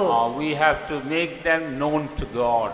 நாம் அவைகளை தேவனுக்கு தெரியப்படுத்த வேண்டும். వాటిని మనము దేవునికి తెలియపరచవలెను. And then keep on praising God. அதற்கு பிற்பாடு நாம் கர்த்தரை துதித்துக் கொண்டே இருக்க வேண்டும். దాని తర్వాత మనము దేవుని స్తుతించుచు ఉండవలెను. And God promises to do all things for us. கர்த்தர் நமக்காக எல்லாவற்றையும் செய்வதாக வாக்கு பண்ணி இருக்கிறார். దేవుడు మన నిమిత్తము సమస్తము చేసేదని వాగ్దానం చేసిరి. But we must be preoccupied in getting ready for that kingdom of God. ஆனால் நாம் அந்த தேவனுடைய ராஜ்யத்திற்காக ஆயத்தப்படுகிறதான அந்த காரியத்திலே அதிகமாக அலுவலாக இருக்க வேண்டும். అయితే మనం ఆ యొక్క దేవుని యొక్క రాజ్యమునకు సిద్ధపడకు ఆ యొక్క కార్యమందు మిక్కిలి శ్రద్ధ కలిగి ఉండవలెను. In Philippians 4th chapter verse 6 we read, be careful for nothing, but in everything by prayer and supplication with thanksgiving let your requests be made known unto God. பிலிப்பியர் 4ஆம் அதிகாரம் 6ஆம் வசனத்தை வாசிக்கும் பொழுது நீங்கள் ஒன்றுக்கும் கவலைப்படாமல் எல்லாவற்றையும் குறித்து உங்கள் விண்ணப்பங்களை ஸ்தோத்திரத்தோட கூடிய ஜெபத்தினாலும் வேண்டுதலினாலும் தேவனுக்கு தெரியப்படுத்துங்கள். ఫిలిప్పీ 4వ అధ్యాయము 6వ వాక్యమునందు దేనిని గురించి చింతపడకుడు గాని ప్రతి విషయములను ప్రార్థన విజ్ఞాపనముల చేత కృతజ్ఞత పూర్వకముగా మీ విన్నపములు దేవునికి తెలియచేయుడి. In the 19th verse we read, but my God shall supply all your need according to his riches in glory by Christ Jesus. 19ஆம் வசனத்தை வாசிக்கும் பொழுது, என் தேவன் தம்முடைய ஐஸ்வர்யத்தின்படி உங்கள் குறைவை எல்லாம் கிறிஸ்து இயேசுவுக்குள் மகிமையிலே நிறைவாக்குவார். 19వ వాక్యం నందు దేవుడు తన ఐశ్వర్యం చొప్పున క్రీస్తు యేసునందు మహిమలో మీ ప్రతి అవసరమును తీర్చును. God is able to provide all things that we need. நமக்கு தேவையான எல்லாவற்றையும் தரும்படியாக தேவன் வல்லவராய் இருக்கிறார். మనకు కావలసినటువంటి సమస్తమునిచ్చుటకు దేవుడు శక్తివంతుడు. For that we have to exercise our faith. இதற்காக நம்முடைய விசுவாசத்தை நாம் பயிற்சி செய்ய வேண்டும். ఇందు నిమిత్తం మన యొక్క విశ్వాసమును అభ్యాసం చేసుకొనవలెను. And the same thing applies to our spiritual need. இதே காரியம் நம்முடைய ஆவிக்குரிய ஜீவியத்திற்கும் பொருந்தும். ఇదే మన యొక్క ఆత్మీయ జీవితమునకు చెందినది. Sometimes we have a fear whether I will reach the goal. சில சமயங்களிலே நான் லக்கை சென்று அடைய முடியுமா என்கிறதான் ஒரு பயம் நமக்கு ஏற்படுகிறது. కొన్ని సమయములందు నా యొక్క గురిని వెళ్ళి నేను చేరుకొనగలననే భయం మనకు కలుగుచున్నది. Can I grow up to the holiness that God expects? கர்த்தர் என்னிடத்தில் எதிர்பார்க்கிறதான பரிசுத்தத்தின் அளவுக்கு நான் வளர முடியுமா? దేవుడు నాతో ఎదురు చూస్తున్నటువంటి పరిశుద్ధత యొక్క పరిమితికి నేను ఎదగగలనా? Can I become perfect even as Jesus is perfect? இயேசு பூரணராய் இருக்கிறது போல நானும் பூரணமாக்கப்பட முடியுமா? இயேசு பரிபூர்ணுடையினట్లుగా నేను పరిపూర్ణుడను కాగలనా? Can I reach that new Jerusalem? அந்த புதிய எருசலேமை நான் சென்று அடைய முடியுமா? ఆ యొక్క నూతన యెరూషలేమును నేను వెళ్ళి చేరుకొనగలనా? Can I reach Zion? நான் சியோனை சென்று அடைய முடியுமா? నేను సియోను వెళ్ళి చేరగలనా? All these fears may try to pull us down from our goal. இந்த எல்லா பயங்களும் நம்முடைய லக்கில் இருந்து நம்மை கீழே இழுக்கும்படியாக பிரயாசப்படும். ఈ యొక్క భయములన్నీ మన యొక్క గురి యొద్దండి మనను క్రిందికి లాగుటకు ప్రయాసపడును. That's why here Jesus says, fear not, little flock. ஆகவே தான் இங்கே இயேசு சொல்லுகிறார், பயப்படாதே சிறுமந்தையே. అందుచేతనే ఇక్కడ యేసు చెప్పెను, చిన్న మంద భయపడకుము. Because he has called us, he has chosen us, it's his duty to perfect that good work. ஏனென்றால் அவர் நம்மை அழைத்திருக்கிறார், நம்மை தெரிந்தெடுத்திருக்கிறார். அந்த நற்கிரியை செய்து முடிப்பது அவர் மேல் விழுந்த கடமையாக இருக்கிறது. ఎందుకనగా ఆయన మనల్ని పిలిచెను, మనల్ని ఏర్పరచుకొనును, మనలో ప్రారంభించిన సత్క్రియను ఆయనే చేసి ముగించును. He is preparing a kingdom for us. அவர் ஒரு ராஜ்யத்தை நமக்காக ஆயத்தம் பண்ணுகிறார். ఆయన ఒక రాజ్యమును మన కొరకు At సిద్ధపరచున్నాడు. the same time he is preparing us to inherit that kingdom. அதே நேரத்திலே அந்த ராஜ்யத்தை சுதந்தரித்துக் கொள்ளும்படியாக நம்மையும் ஆயத்தம் பண்ணுகிறார். అదే సమయమందు ఆ యొక్క రాజ్యమును స్వాధీనపరచుకొనుటకు మనల్ని సిద్ధపరచును. In Hebrews we read that is an immovable kingdom. எபிரேயரிலே நாம் அதை பற்றி வாசிக்கும் பொழுது அது அசைவில்லாததான ராஜ்யம் என்று பார்க்கிறோம். హెబ్రీలో మనం చదివినప్పుడు అది నిశ్చలమైన రాజ్యమును చదువుచున్నాము. So while we are on this earth, we must not be moved away from the hope of that kingdom. ஆகவே இந்த பூமியிலே நாம் இருக்கும் பொழுது அந்த ராஜ்யத்தை பற்றிதான நம்பிக்கையை விட்டு நாம் அசையக்கூடாது. కావున ఈ యొక్క భూమి మీద ఉండినప్పుడు ఆ యొక్క రాజ్యమునకు వచ్చినటువంటి నిరీక్షణ విడిచిపెట్టి మనము కదల్చబడకూడదు. We can keep looking to the Lord and he will strengthen us. நாம் கர்த்தரை நோக்கி பார்த்து கொண்டே இருப்போம் என்றால் அவர் நம்மை பலப்படுத்துவார். మనము దేవుని తేరి చూస్తూ ఉండినప్పుడు ఆయన మనల్ని బలపరచును. In the word of God we can see a few examples. இந்த சில உதாரணங்களை கர்த்தருடைய வசனத்திலே நாம் பார்க்கலாம். కొన్ని ఉదాహరణలు దేవుని యొక్క వాక్యమందు మనం చూచెదము. One good example was Abraham. ஒரு நல்ல உதாரணம் ஆபிரகாம். ఒక మంచి ఉదాహరణ Abraham. God called him with a great high call. உன்னதமான மேன்மையான அழைப்பினால் கர்த்தர் அவனை அழைத்தார். ఉన్నతమైన పిలుపు చేత దేవుడు అతన్ని పిలిచెను. But the way things were happening, he did not know whether he would be able to reach that goal. ஆனால் காரியங்கள் நடந்து கொண்டிருந்த விதத்தை அவன் கவனிக்கும் பொழுது லக்கை சென்று அடைய முடியுமா என்கிறதான் ஒரு சந்தேகம் அவனுக்கு உண்டாயிற்று. అయితే కార్యములు జరుగుచున్నది అతడు గమనించి చూచినప్పుడు గురి యొద్దకు వెళ్ళి చేరగలనా అనే సందేహం అతనికి ఏర్పడింది. Therefore what did God say? ஆகவே கர்த்தர் அவனை பார்த்து சொன்ன காரியம் என்ன? కావున దేవుడు అతనితో చెప్పిన విషయం ఏమిటి? Read Genesis 15 chapter verse 1. ஆதியாகமம் 15ஆம் அதிகாரம் 1ஆம் வசனம். ఆదికాండము 15వ అధ్యాయము మొదటి వాక్యము. இந்த காரியங்கள் நடந்த பின்பு கர்த்தருடைய வார்த்தை ஆபிரகாமுக்கு தரிசனத்திலே உண்டாகி, அவர், ஆபிரகாமே, நீ பயப்படாதே, நான் உனக்கு கேடகமும் உனக்கு மகா பெரிய பலனுமாயிருக்கிறேன் என்றார். After these things the word of the Lord came unto Abram in a vision, saying, Fear not, Abram, I am thy shield and the exceeding great reward. Here the Lord tells Abraham, fear not. இங்கே ஆபிரகாமை பார்த்து கர்த்தர் நீ பயப்படாதே என்று சொல்கிறார். ఇక్కడ దేవుడు అబ్రహాముతో నీవు భయపడకుము అని చెప్పెను. Because God's promises are there, but so far nothing has happened. ஏனென்றால் கர்த்தருடைய வாக்குத்தத்தங்கள் எல்லாம் அவ்விதமாகவே இருக்கிறது. இதுவரையிலும் அதற்கேற்றபடி ஒன்றுமே நடக்கவில்லை. దేవుని యొక్క ఎందుకనగా దేవుని యొక్క వాగ్దానములని ఆ రీతిగానే ఉన్నవి, దాని ప్రకారం ఏది జరగలేదు. We may also think, Lord, I have been following you, but I have not come to that standard that you have told me. நாமும் கூட விதமாக சிந்திக்கலாம், கர்த்தாவே நான் உம்மை பின்பற்றிக் கொண்டே இருக்கிறேன், ஆனால் நீர் எனக்கு சொன்னதான அந்த அளவை நான் இன்னும் வந்து அடையவில்லையே. మనము కూడా ఇలాగ అనుకొనవచ్చును, ప్రభా నిన్ను ఇంకను వెంబడించుతూనే ఉన్నాను, మీరు చెప్పినటువంటి పరిమితికి నేను ఇంకను ఎదగలేదు. That's why here the Lord told Abraham, I am thy shield. ஆகவேதான் இங்கே ஆபிரகாமை பார்த்து கர்த்தர் சொல்லுகிறார், நான் உனக்கு கேடகமாக இருக்கிறேன். అందుచేత ఇక్కడ దేవుడు అబ్రహామును చూచి అనుచున్నాడు, నేను నీకు కేడము. I will protect you from all those things that are coming against your calling. உன்னுடைய அழைப்புக்கு விரோதமாக எழும்பி வருகிற எல்லா காரியங்களிலிருந்து நான் உன்னை பாதுகாப்பேன். నీ యొక్క పిలుపునకు విరోధంగా వచ్చినటువంటి సమస్త కార్యముల నుండి నేను నిన్ను I కాపాడెదను. will preserve you from all the battles that are coming against you. உனக்கு விரோதமாக உண்டாகிறதான எல்லா யுத்தங்களிலிருந்தும் நான் உன்னை பாதுகாப்பேன். నీకు విరోధంగా వచ్చుచున్నటువంటి సమస్త యుద్ధముల నుండి నేను నిన్ను కాపాడెదను. And the Lord says, I am your exceeding great reward. நானே உனக்கு மகா பெரிய பலனுமாய் இருக்கிறேன் என்று கர்த்தர் சொல்லுகிறார். నీ బహుమానము అత్యధిక మొగనని చెప్పెను. That means we must not look to our unworthiness or nothingness, but look to the greatness of God. அதாவது நம்முடைய சொந்த தகுதியின்மையோ நம்முடைய ஒன்றுமில்லாமையோ நாம் கவனித்து பார்க்காமல் தேவனுடைய அந்த மகத்துவத்தை நாம் கவனிக்க வேண்டும். కావున మన యొక్క యోగ్యతను, మన యొక్క ఏది లేనటువంటి స్థితిలో మనం చూడకుండా దేవుని యొక్క ఆ యొక్క మహాత్మ్యమును మనం చూడవలెను. Or in other words, God says, all that I have is yours. வேறு வார்த்தைகளிலே கர்த்தர் விதமாக சொல்லுகிறார், எனக்குண்டான எல்லாம் உனக்குரியது. వేరొక మాట ఏందో ప్రభు ఇలాగనుచున్నాడు, నాకుండిన సమస్తము నీది. We see all the holiness in God. தேவனுக்குள்ளே முழு பரிசுத்தத்தையும் நாம் காண்கிறோம். దేవుని యందు మనం పరిశుద్ధతను చూచున్నాము. All that good qualities we talk about, all seen in God. நாம் பேசுகிறதான சகல நற்குணங்களையும் நாம் கர்த்தருக்குள்ளே காண்கிறோம். మనం మాట్లాడుతున్న సమస్త మంచి గుణములను దేవుని యందు చూచున్నాము. And here God says, all that I have is yours. ஆனால் இங்கே கர்த்தர் சொல்லுகிறார், எனக்குண்டான எல்லாம் உனக்கு சொந்தமானது. అది ఇక్కడ దేవుడు అనుచున్నాడు, నాకుండిన సమస్తము నీకు చెందినది. So on one side he preserves and protects us from these evil forces. ஆகவே ஒரு பக்கத்திலே இந்த பொல்லாத வல்லமைகள் என்று கர்த்தர் நம்மை விலக்கி மீட்டு பாதுகாக்கிறார். కావున ఒక వైపు నందు ఈ యొక్క దుష్టాత్మ నుండి ప్రభువులను తప్పించి కాపాడుచున్నాడు. On the other side God shows that he has all things that are necessary for our spiritual life. மறுபக்கத்திலே நம்முடைய ஆவிக்குரிய ஜீவிதத்திற்கு தேவையான எல்லாவற்றையும் அவர் செய்து முடித்திருக்கிறதாக காண்பிக்கிறார். మరొక ప్రక్కన మన యొక్క ఆత్మీయ జీవితమునకు కావలసిన సమస్తమును ఆయన చేసి ముగించినట్లుగా చూపుచున్నాడు. So when we look at God, we need not be fainted, we need not be discouraged. ஆகவே நாம் தேவனை நோக்கி பார்க்கும் பொழுது நாம் சோர்ந்து போக வேண்டிய அவசியம் இல்லை, அதைரியப்பட வேண்டிய அவசியமும் இல்லை. కావున మనం దేవుని తేరి చూచినప్పుడు మనము సొమ్మసిలిన అవసరం లేదు, అధైర్యపడన అవసరం లేదు. But in the life of Abraham, he was careful to do one thing. ஆனால் ஆபிரகாமின் ஜீவிதத்திலே ஒரு காரியத்தை செய்வதிலே அவன் மிகவும் கவனமாய் இருந்தான். అయితే అబ్రహాము యొక్క జీవితం నందు ఒక కార్యం చేయటంలో అతను మిక్కిలి శ్రద్ధగా ఉండెను. What is that?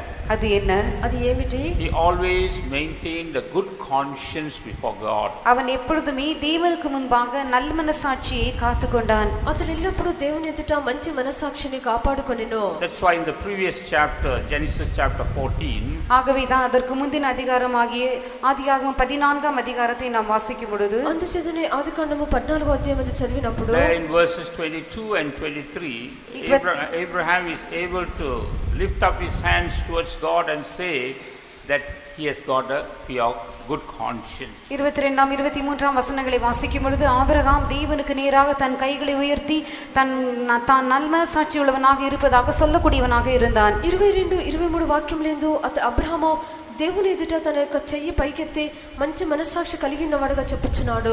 So on God's side, God has done all things for us. தேவன் தம்முடைய பகுதியிலே நமக்காக எல்லாவற்றையும் செய்திருக்கிறார். దేవుడు తన యొక్క భాగమందు మన నిమిత్తము సమస్తము చేసెను. But on our side, we must go on cleansing our conscience. ஆனால் நம்முடைய பகுதியிலே நாம் தொடர்ந்து நம்முடைய மனசாட்சியை சுத்திகரித்துக் கொண்டே இருக்க வேண்டும். మన యొక్క భాగమందు మనము కొనసాగించే మన యొక్క మనస్సాక్షిని శుద్ధీకరించుకొనుచుండవలెను. And once our good conscience is cleansed, we see there is boldness within us. நம்முடைய மனசாட்சி சுத்திகரிக்கப்படும் பொழுது நமக்குள்ளே ஒரு தைரியம் காணப்படுகிறதை நாம் பார்க்கலாம். మరి యొక్క మనసాక్షి శుద్ధీకరించుకున్నప్పుడు మన ఇందుకు ధైర్యం ఉండట చూచెదము. Boldness to say that God will do all things for me. கர்த்தர் எனக்காக யாவற்றையும் செய்வார் என்று சொல்லக்கூடியதான தைரியம். దేవుడు నా కొరకు సమస్తమును చేయును అని చెప్పినటువంటి Even this ధైర్యము. morning, if we find that our good conscience is missing, God is giving us one more opportunity to cleanse our conscience. இந்த காலை வேளையிலும் கூட நாம் நம்முடைய நல்மனசாட்சியை தவற விட்டிருப்பதாக உணர்வோம் என்றால் நம்முடைய மனசாட்சி சுத்திகரித்துக் கொள்ளும்படியாக ஒரு நல்ல தருணத்தை இன்று கர்த்தர் நமக்கு தருகிறார். ఈ యొక్క ఉదయకాలంలో మన యొక్క మంచి మనసాక్షిని మనం పోగొట్టుకున్న వారిగా గ్రహించినట్లయితే ఈ యొక్క మంచి మనసాక్షిని శుద్ధీకరించుకునే నిమిత్తము మంచి తరుణం ప్రభు అనుగ్రహించుచున్నాడు. Just look at the Lord this morning. இந்த காலை வேளையிலே கர்த்தரை மாத்திரம் நோக்கி பாருங்கள். ఈ యొక్క ఉదయకాలంలో దేవుని మాత్రమే తేరిచుడుడి. And tell the Lord, Lord, I have lost my good conscience. I want to regain that good conscience. கர்த்தாவே, நான் என் நல்மனசாட்சி இழந்திருக்கிறேன், அதை நான் திரும்பமாக பெற்றுக்கொள்ள விரும்புகிறேன் என்று சொல்லுங்கள். ప్రభు నా యొక్క మంచి మనసాక్షిని పోగొట్టుకున్నాను, మరలా దాన్ని నేను పొందుకొనగోరుచున్నానని చెప్పుడి. And the Spirit of the Lord will tell us what we have to do, what are the work of reconciliation or restitution we have to do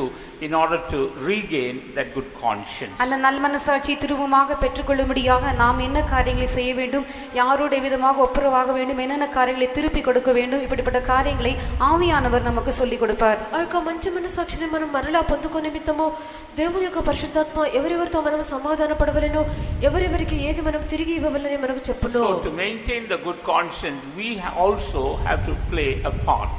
ஆகவே நல்மனசாட்சியை காத்துக்கொள்ளும்படியாக நாமும் நம்முடைய பகுதியை செய்ய வேண்டும். కావున మంచి మనసాక్షిని కాపాడుకొనుటకు మనమును మన యొక్క భాగమందు చేయవలెను. Sometimes God may have been speaking to us for a long time, but we have been hesitating to do what the Lord has told us.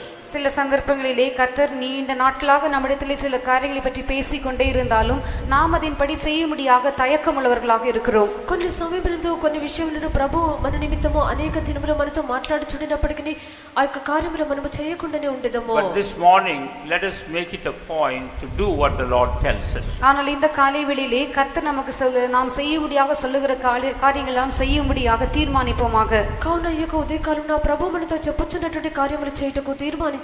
Then surely we can regain the good conscience. அப்படியானால் நிச்சயமாகவே நாம் நல்மனசாட்சியை திரும்பவும் பெற்றுக்கொள்ளலாம். అలాగనట్లయితే నిశ్చయముగానే మనం మంచి మనసాక్షిని మరలా పొందుకొనిదము. Praise be to God. கர்த்தருக்கு ஸ்தோத்திரம். దేవునికి స్తోత్రము. In Exodus chapter 14, யாத்திராகமம் 14ஆம் அதிகாரத்திலே నిర్గమకాండము 14వ in అధ్యాయమందు verses 13 and 14, we read how the children of Israel were facing a hindrance in their journey. 13 14 வசனத்திலே இஸ்ரவேல் ஜனங்கள் தங்கள் பிரயாணத்திலே ஒரு தடையை சந்தித்ததாக பார்க்கிறோம். 13 14 వాక్యములలో ఇశ్రాయేలీయులు తమ యొక్క ప్రయాణమునందు ఒక ఆటంకమును చూచున్నాము. They were facing the Red Sea before them. அவர்களுக்கு முன்பாக சிவந்த சமுத்திரம் காணப்பட்டது. వారికి ముందుగా ఎర్ర సముద్రం ఉండెను. In the same manner, even in our spiritual journey, many hindrances may be there. அதே வண்ணமாக நம்முடைய ஆவிக்குரிய பிரயாணத்திலே अनेक தடைகள் காணப்படும். అలాగనే మన యొక్క ఆత్మీయ ప్రయాణమునందు అనేకమైన ఆటంకములు ఉండును. Of course, we know doctrinally it speaks about water baptism and so on. நாம் உபதேச ரீதியாக சொல்லும் பொழுது அது தண்ணீர் ஞான ஸ்நானம் இப்படிப்பட்டதான காரியங்களுக்கு அடையாளமாக இருக்கிறது. మన ఉపదేశ రీతిలో చెప్పినప్పుడు అది నీటి బాప్తిస్మమునకు సూచనగా ఉన్నది. But this morning we will take this Red Sea as an hindrance in our spiritual life. ஆனால் இந்த காலை வேளையிலே இந்த சிவந்த சமுத்திரத்தை நம்முடைய ஆவிக்குரிய ஜீவிதத்திற்கு ஒரு தடையாக நாம் கருதுவோம். అయితే ఈ ఉదయకాలంలో ఎర్ర సముద్రమును మన యొక్క ఆత్మీయ జీవితమునకు ఆటంకముగా తీసుకొనిదము. And what was the remedy that God gave them in that situation? அந்த சூழ்நிலையிலே அவர்கள் காணப்படும் பொழுது அதிலிருந்து தப்பித்துக் கொள்ளும்படியாக கர்த்தர் உண்டாக்கினதான போக்கு என்ன? ఆ యొక్క పరిస్థితిలో వారు కనిపించినప్పుడు వారు అక్కడి నుండి తప్పించబట్టకు దేవుడు చేసినటువంటి కార్యం ఏమిటి? God told Moses to take out the rod that he had and stretch it out. மோசே கையில் இருந்ததான கோலை அவன் எடுத்து அந்த சமுத்திரத்தின் மேல் நீட்டும்படியாக கர்த்தர் அவனிடத்திலே சொன்னார். మోసే చేతిలో ఉండినటువంటి ఆ యొక్క కర్రను సముద్రం వైపు చాపమని చెప్పెను. Stretching out the rod, what does that spiritually signify? கோலை நீட்டுவது என்றால் ஆவிக்குரிய விதத்திலே அது எதை காட்டுகிறது? ఈ యొక్క కర్రను చాపటం చెప్పినప్పుడు ఆత్మీయ రీతిలో దేన్ని సూచించున్నది? Believing the promises of God and working believing the promises of God. தேவனுடைய வாக்குத்தத்தங்களை விசுவாசிப்பதும் அந்த வாக்குத்தத்தங்களை விசுவாசித்து அதன் பேரில் கிரியை செய்வதையும் காட்டுகிறது. దేవుని యొక్క వాగ్దానములను విశ్వసించుటయు వాటిని విశ్వసించి దాని ప్రకారం క్రియ చేయుట. In Exodus 14 chapter verse 16, the Lord told him to stretch out his rod.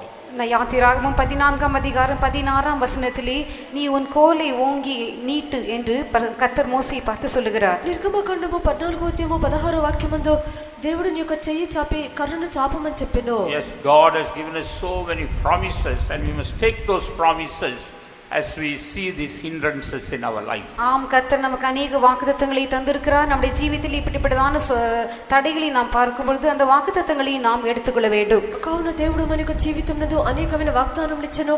ఈ విధమైన ఆటంకములు కలిగినప్పుడు వాగ్దానములను తీసుకొనవలెను. In 1 Timothy 4th chapter, முதலாம் தீமோத்தேயு 4ஆம் அதிகாரத்திலே మొదటి తిమోతి 4వ అధ్యాయమందు in verse 8 we read that these promises are useful for our physical life as well as for our spiritual life. இந்த வாக்குத்தத்தங்கள் எல்லாம் நம்முடைய சரீர பிரகாரமான ஜீவித்திற்கும் ஆவிக்குரிய ஜீவித்திற்கும் பிரயோஜனம் உள்ளது என்று பார்க்கிறோம். ఈ యొక్క వాగ్దానములు మన యొక్క శరీర సంబంధమైన జీవితమునకు ఆత్మ సంబంధమైన జీవితమునకు ప్రయోజనకరమైనవి చూచున్నాము. Even in our physical life we may have to face certain hindrances. We can use the promises of God. நம்முடைய சரீர பிரகாரமான ஜீவித்திலும் கூட நாம் சில தடைகளை சந்திக்கும் பொழுது அப்பொழுதும் கூட தேவனுடைய வாக்குத்தத்தங்களை நாம் உபயோகப்படுத்தலாம். శరీర ప్రకారమైన జీవితం నందు కూడా ఆశీర్వాదములు పోగొట్టుకున్నప్పుడు అప్పుడు కూడా దేవుని యొక్క వాగ్దానములను మనం పట్టుకొనవలెను. Even our spiritual life also we can make use of these promises. நம்முடைய ஆவிக்குரிய ஜீவியத்திலும் கூட இந்த வாக்குத்தத்தங்களை நாம் பிரயோஜனப்படுத்திக் கொள்ளலாம். మన యొక్క ఆత్మీయ జీవితం నందు కూడా ఈ యొక్క వాగ్దానములను ప్రయోజనపరచుకుందాము.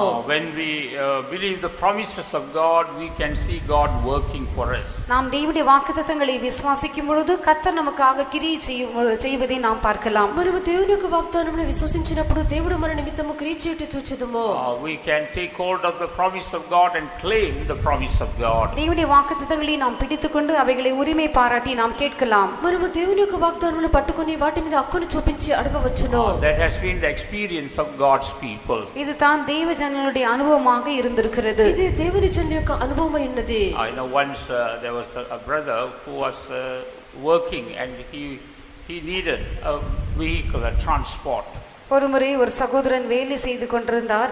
அவர் செல்லும் பிரயாணம் செய்ய முடியாத ஒரு வாகனம் அவருக்கு தேவைப்பட்டது. ఒకసారి ఒక సహోదరుడు ప్రయాణం చేయుచుండెను. అతడు వెళ్ళుటకు వాహనం అవసరమైండెను. But at one particular period of his life he was really broke. He had nothing in his hands. ஆனால் ஒரு தன் ஜீவித்தில் ஒரு குறிப்பிட்ட கட்டம் வந்தது. அப்பொழுது அவருடைய கைகளில் ஒன்றுமே இருக்கவில்லை. అతని యొక్క జీవితం నందు గుర్తింపబడిన సమయం వచ్చెను. అప్పుడు అతని వద్ద ఏమీ లేకుండెను. But his work needed a transport. ஆனால் அவர் வேலைக்கு செல்லும்படியாக அவருக்கு ஒரு அவருடைய வேலை நிமித்தமாக அவருக்கு ஒரு வாகனம் தேவைப்பட்டது. అయితే అతని యొక్క పని నిమిత్తము అతని యొక్క వాహనం అవసరమైండెను. He came for one of our meetings. அவர் நம்முடைய கூட்டங்களில் ஒன்றுக்கு வந்தார். అతడు మన యొక్క ఒక కూటమునకు వచ్చెను. So during the prayer time we told all those who have any need, you lift up your hands. அந்த ஜெப வேளையிலே இங்கே யாராகிலும் ஏதாவது தேவையோடு வந்திருப்பீர்கள் என்றால் கைகளை உயர்த்துங்கள் என்று நாங்கள் சொன்னோம். ఆ యొక్క ప్రార్థన సమయంలో ఎవరైనా ఏదైనా అవసరంతో వచ్చినట్లయితే మీ యొక్క చేయి పైకెత్తురని చెప్పితిమి. And you just claim the promise of God. நீங்கள் தேவனுடைய வாக்குத்தத்தங்களை உரிமை பாராட்டுங்கள் என்று சொன்னோம். మేము మీ దేవుని యొక్క వాగ్దానమునందు హక్కు చూపించడానికి చెప్పితిమి. You know, as we were finished the meeting, as was going out, somebody met him and offered a car to him. அவர் இந்த கூட்டத்தை முடித்துவிட்டு வெளியே செல்லும் பொழுது ஒருவர் அவரை சந்தித்து அவருக்கு ஒரு காரை தந்தார். అతడు కూటమును ముగించి బయటికి వెళ్ళినప్పుడు ఒక వ్యక్తి అతన్ని దర్శించి అతనికి ఒక కారుని ఇచ్చిరి. He was so surprised. He said that he never thought that God will do even such a work. தேவன் இப்படிப்பட்டதான காரியத்தை கூட செய்வார் என்று நான் அறியாமல் இருந்தேன் என்று சொல்லி அவர் மிகவும் ஆச்சரியமடைந்தார். దేవుడు ఈ విధమైన కార్యము కూడా చేసేదరని చెప్పి నేను ఎరగకుంటేనని చెప్పి మిక్కిలి ఆశ్చర్యపడిరి. There was another brother who also desired to have a vehicle. வேறொரு சகோதரன் கூட ஒரு வாகனம் தேவை என்று விரும்பினார். మరొక సహోదరుడు కూడా వాహనం అవసరమని కోరెను. But he told me he wanted this vehicle so that he could gather many souls and bring them to the church. அநேக ஆத்துமாக்களை ஒன்றாக கூட்டி சேர்த்து அவர்களை கூட்டத்துக்கு கொண்டு வரும்படியாக தனக்கு வாகனம் தேவை என்று அவர் சொன்னார். అనేక ఆత్మలను సమకూర్చి కూటమునకు తీసుకొని వచ్చుటకు వాహనం అవసరమని చెప్పిరి. He also lifted up his hands like அவரும் கூட அதே வண்ணமாக கைகளை உயர்த்தினார். ఆయన కూడా అలాగని చేయి పైకెత్తిరి. You know, that week he had a call from his sister. அந்த வாரத்திலே தன்னுடைய சகோதரி தொலைபேசியின் மூலமாக அவரை தொடர்பு கொண்டார். ఆ యొక్క వారమందు అతని యొక్క సహోదరి ఫోన్ ద్వారా మాట్లాడిరి. And his sister's family, they were not converted. அவனுடைய சகோதரியுடைய குடும்பத்தினர் அவர்கள் மனம் திரும்பாதவர்களாக இருந்தார்கள். ఆ యొక్క సహోదరుని యొక్క కుటుంబస్తులు మారు మనసు పొందకుండా ఉండిరి. And she told him that her husband is very serious in his last moments and whether he could come and pray and help him. தன்னுடைய கணவனார் மிகவும் மோசமான நிலவரத்திலே மரிக்கும் தருவாயில் இருக்கிறதாகவும் இவர் போய் அவருக்காக ஜெபித்து உதவி செய்ய முடியாகவும் கூறி அவரை அழைத்தார்கள். ఆమె యొక్క భర్త మిక్కిలి మరణ స్థితిలో ఉండినట్లుగాను ఈ యొక్క సహోదరి వచ్చి ప్రార్థించి సహాయం చేయవాలని కోరిరి. He went and spoke to him about the truth of God. இவர் போய் தேவனுடைய சத்தியங்களை எல்லாம் அவரிடத்திலே பகிர்ந்து கொண்டார். ఈ యొక్క వ్యక్తి వెళ్ళి దేవుని యొక్క సత్యం నుండి వారికి బోధించెను. And that man accepted Jesus. அவர் இயேசுவை ஏற்றுக்கொண்டார். ఆ యొక్క వ్యక్తి యేసును స్వీకరించెను. A few days later that man passed away. சில நாட்களுக்கு பிற்பாடு அவர் மரித்து போனார். కొన్ని దినముల తర్వాత అతడు మరణించెను.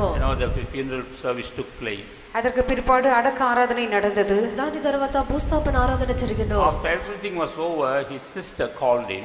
எல்லாம் முடிந்த பிற்பாடு இவருடைய சகோதரி இவரை அழைத்தார். అన్నీ ముగించబడిన తర్వాత ఇతని యొక్క సహోదరి ఆయన్ను పిలిచిరి. The sister told that my husband, when he was before passing away, told me that I should buy for you this vehicle. என்னுடைய கணவனார் மரிப்பதற்கு முன்பாக இந்த குறிப்பிட்ட வாகனத்தை உனக்காக நான் வாங்கி கொடுக்க வேண்டும் என்று என்னிடத்திலே சொன்னார் என்று அவர்கள் சொன்னார்கள். నా యొక్క భర్త మరణించుటకు ముందు యొక్క గుర్తింపబడినటువంటి వాహనము మీకు కొని ఇవ్వమని నాకు చెప్పిరని చెప్పిరి. And she gave that amount for him to buy that vehicle. அந்த குறிப்பிட்ட வாகனத்தை வாங்கி கொள்ளும்படியாக தேவையான பணத்தையும் இந்த சகோதரனுடைய சகோதரி கொடுத்தார்கள். ఆ యొక్క గుర్తింపబడిన వాహనము కొను నిమిత్తము ఆ యొక్క డబ్బును ఈ యొక్క సహోదరి యొక్క సహోదరునికి ఇచ్చెను. This brother, he claimed the promises of God and God worked for him. இந்த சகோதரன் தேவனுடைய வாக்குத்தத்தங்களை உரிமை பாராட்டினார். கர்த்தர் அவருக்காக கிரியை செய்தார். ఈ యొక్క సహోదరుడు దేవుని యొక్క వాగ్దానం మీద హక్కు చూపించెను. దేవుడు అతని కొరకు క్రియ చేసెను. So we have to claim God's promises both for our physical and spiritual life. ஆகவே நம்முடைய சரீர பிரகாரமான தேவைகளுக்கும் ஆவிக்குரிய ஜீவித்திற்கும் தேவனுடைய வாக்குத்தத்தங்களை நாம் உரிமை பாராட்ட வேண்டும். కావున మన శరీర ప్రకారమైన అవసరములకు ఆత్మీయ జీవితమునకు దేవుని యొక్క వాగ్దానం మీద హక్కు చూపవలెను. That's why in 2 Corinthians 7th chapter we read that having these promises, let us cleanse ourselves from all filthiness of the flesh and spirit. ஆகவே தான் 2 கொரிந்தியர் 7ஆம் அதிகாரத்தில் நாம் வாசிக்கும் பொழுது இப்படிப்பட்ட வாக்குத்தத்தங்கள் நமக்கு உண்டாயிருக்கிறபடியினாலே மாம்சத்திலும் ஆவியிலும் உண்டான எல்லா அசுசியும் நீங்க நம்மை சுத்திகரித்துக் கொண்டு என்று வாசிக்கிறோம். అందుచేతనే 2 కొరింథీ 7వ అధ్యాయమునందు మనకు ఈ వాగ్దానములు ఉన్నవి కనుక శరీరమునకు ఆత్మను కలిగిన సమస్త కల్మషం నుండి మనల్ని పవిత్రులుగా చేసుకొందాము. So we have to do our part. Our part is to cleanse our life. நாம் நம்முடைய பகுதியை செய்ய வேண்டும். நம்முடைய பகுதி என்னவென்றால் நம்முடைய ஜீவியத்தை நாம் சுத்திகரித்துக் கொள்ள வேண்டும். మనము మన యొక్క భాగమును చేయవలెను. మన యొక్క భాగం ఏదనగా పవిత్రులుగా చేసుకొనవలెను. Then the promises of God will be fulfilled in our life. அப்பொழுது தேவனுடைய சகல வாக்குத்தத்தங்களும் நம்முடைய ஜீவியத்திலே நிறைவேற்றப்படும். అప్పుడు దేవుని యొక్క సమస్త వాగ్దానములు మన యొక్క జీవితమునందు నెరవేర్చబడును. Here the holiness will be perfected in our life. இங்கே பரிசுத்தமும் நம்முடைய ஜீவியத்திலே பூரணமாக்கப்படும். ఇక్కడ పవిత్రత మన యొక్క జీవితమునందు సంపూర్ణమగును. In the same manner, when we read in 2 Peter also, we read verse 4 how through these promises we can become partakers of the divine nature. 2 பேதுருவிலும் கூட நாம் வாசிக்கும் பொழுது இந்த வாக்குத்தத்தங்களின் மூலமாக நாம் திவ்ய சுபாவங்களுக்கு பங்காளிகளாக மாறுகிறோம் என்று வாசிக்கிறோம். మనము 2 పేతురు చదివినప్పుడు ఈ యొక్క వాగ్దానముల ద్వారా దేవుని యొక్క దైవ స్వభావమునందు పాలివారమవుచున్నామని చదువుచున్నాము. Praise be to God. கர்த்தருக்கு ஸ்தோத்திரம். దేవునికి స్తోత్రము. In Numbers 14th chapter when we read, எண்ணாகமம் 14ஆம் அதிகாரத்தை நாம் வாசிக்கும் பொழுது సంఖ్యాకాండము 14వ అధ్యాయమందు in verse 9 there we read about how Joshua and Caleb they believed the promises of God. யோசுவாவும் காலேபும் எவ்விதமாக தேவனுடைய வாக்குத்தத்தங்களை விசுவாசித்தார்கள் என்பதை 9ஆம் வசனத்தில் வாசிக்கிறோம். యెహోషువ కాలేబు దేవుని యొక్క వాగ్దానములు ఎలాగన విశ్వసించారని 9వ వాక్యమందు చదువుచున్నాము. But in the 13th chapter we are able to see how the people could not believe the promises of God. ஆனால் 13ஆம் அதிகாரத்திலே எவ்விதமாக ஜனங்கள் தேவனுடைய வாக்குத்தத்தத்தை விசுவாசிக்க முடியாமல் இருந்தார்கள் என்பதையும் பார்க்கிறோம். 13వ అధ్యాయమునందు అయితే దేవుని యొక్క జనులు ఎలాగన దేవుని యొక్క వాగ్దానమును నమ్మలేదని కూడా చూచున్నాము. They were filled with the spirit of fear. இவர்கள் பயத்தின் ஆவியினாலே நிறைந்தவர்களாய் இருந்தார்கள். వీరు భయపడినటువంటి ఆత్మచేత నింపబడి ఉండిరి. Therefore when they saw the enemy they didn't see the enemy, they just heard about the enemy. ஆகவே அவர்கள் அந்த சத்துருவை காணவில்லை, கேள்விப்பட்டார்கள். అయితే వారి యొక్క శత్రువుని చూడలేదు, విని ఉన్నారు. They heard that the enemies were tall giant like people. அவருடைய சத்துருக்கள் எல்லாம் மிகவும் உயரமானவர்களாக ராட்சதர்களாக இருந்ததாக கேள்விப்பட்டார்கள். వారి యొక్క శత్రువులందరూ మిక్కిలి ఉన్నత దేహులై ఉన్నారు, రాక్షసులై ఉన్నారని వినిరి. By just hearing that, they were so filled with terrified and filled with fear.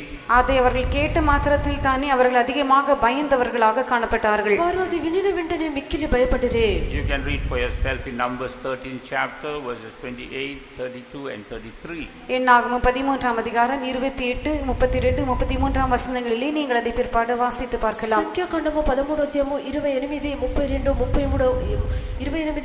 33 వాక్యములు. Because of that spirit of fear, they did not want to press forward towards that promised land. இந்த பயத்தின் ஆவி நிமித்தமாக வாக்குத்தத்தம் பண்ணப்பட்டதான தேசத்திற்கு நேராக அவர்களால் முன்னேறி செல்ல முடியாமல் போயிற்று. ఈ యొక్క భయపు ఆత్మ ఉండుటను బట్టి వాగ్దానం చేసినటువంటి దేశమునకు వారు ముందుకు సాగలేకపోయిరి. But Joshua and Caleb said, we should not fear.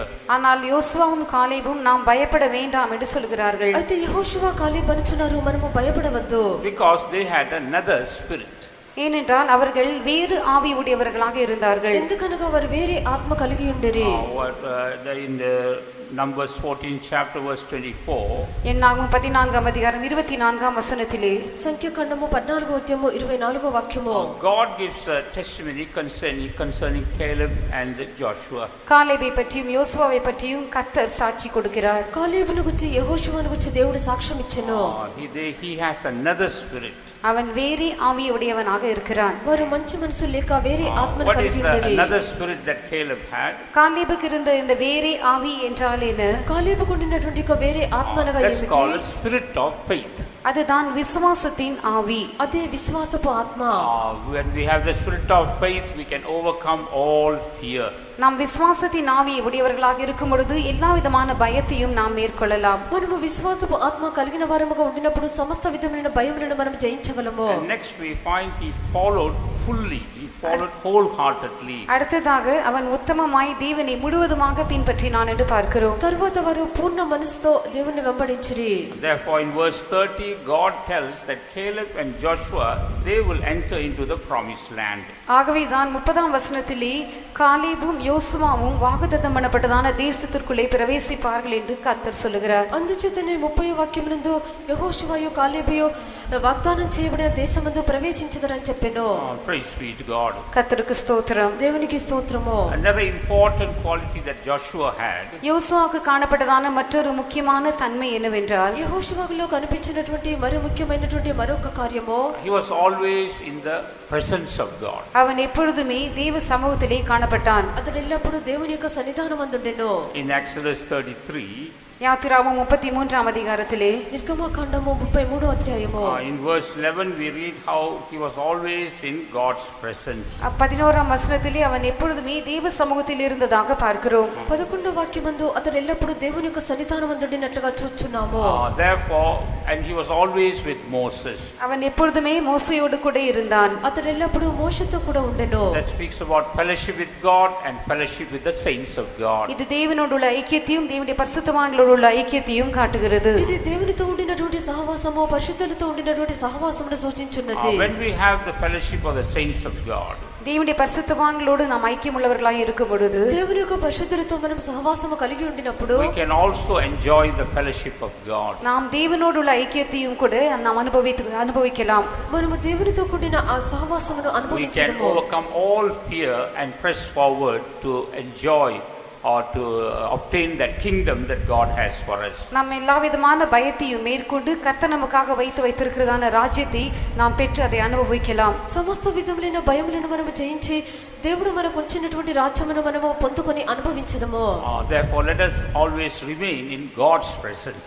ஆகவே நாம் எப்பொழுதும் தேவ சமூகத்திலே தரித்திருப்போமாக. కావున మనం ఎల్లప్పుడూ దేవుని యొక్క సన్నిధానమందు ఉండెదము. Not only when we come to the service here on a Sunday or Saturday or Wednesday, நாம் இங்கே கூட்டத்துக்கு ஆராதனைக்கு ஞாயிற்றுக்கிழமையிலும் சனிக்கிழமையிலும் புதன்கிழமையிலும் வரும்பொழுது அந்த நேரத்தில் மாத்திரமல்ல, మనం ఈ యొక్క ఆరాధనకు ఆదివారము, శనివారము, బుధవారం వచ్చినప్పుడు మాత్రమే కాదు, every day we must enjoy God's presence. அனுதினமும் நாம் தேவ சமூகத்தை அனுபவிக்க வேண்டும். ప్రతిదినము మనం దేవుని యొక్క సన్నిధి అనుభవించవలెను. Then we can press forward and receive that kingdom that God has for us. அப்படியானால் நாம் முன்னேறி சென்று கர்த்தர் நமக்காக வைத்திருக்கிற ராஜ்யத்தை பெற்றுக்கொள்ளலாம். అలాగినట్లయితే మనము ముందుకు కొనసాగించి దేవుడు దేవుడు మనకు ఇచ్చిన రాజ్యమును పొందుకొనగలము. When we read in Joshua 8th chapter, யோசுவா 8ஆம் அதிகாரத்திலே நாம் வாசிக்கும் பொழுது యెహోషువ 8వ అధ్యాయమందు in verse 1 also we read that they also were so filled with fear and troubled. 8ஆம் அதிகாரம் 1ஆம் வசனத்திலும் கூட அவர்கள் அதிகமாக பயப்பட்டவர்களாக கலங்கினவர்களாக இருந்ததாக பார்க்கிறோம்.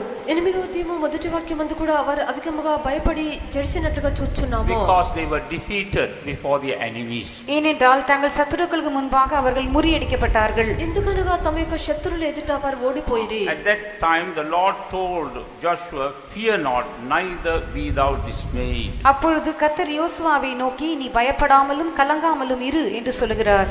అప్పుడు దేవుడు యెహోషువతో అనుచున్నాడు, నువ్వు భయపడకుము జడియకుము. Why were they defeated?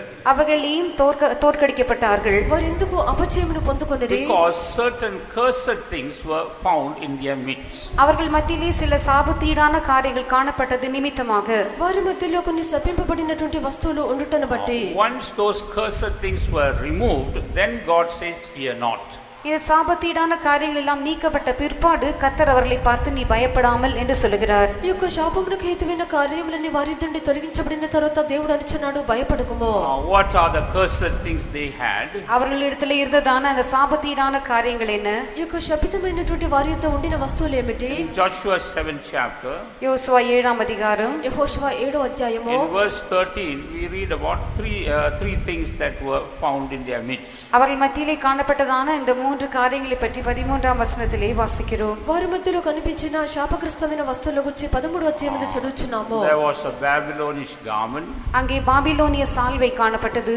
అక్కడ షీనారు వస్త్రము and 200 shekels of silver, 200 வெள்ளி சேக்கல், 200 తులముల వెండి, and a golden wedge of 50 shekels. 50 சேக்கல் நிறையான ஒரு பொன் பாளம்.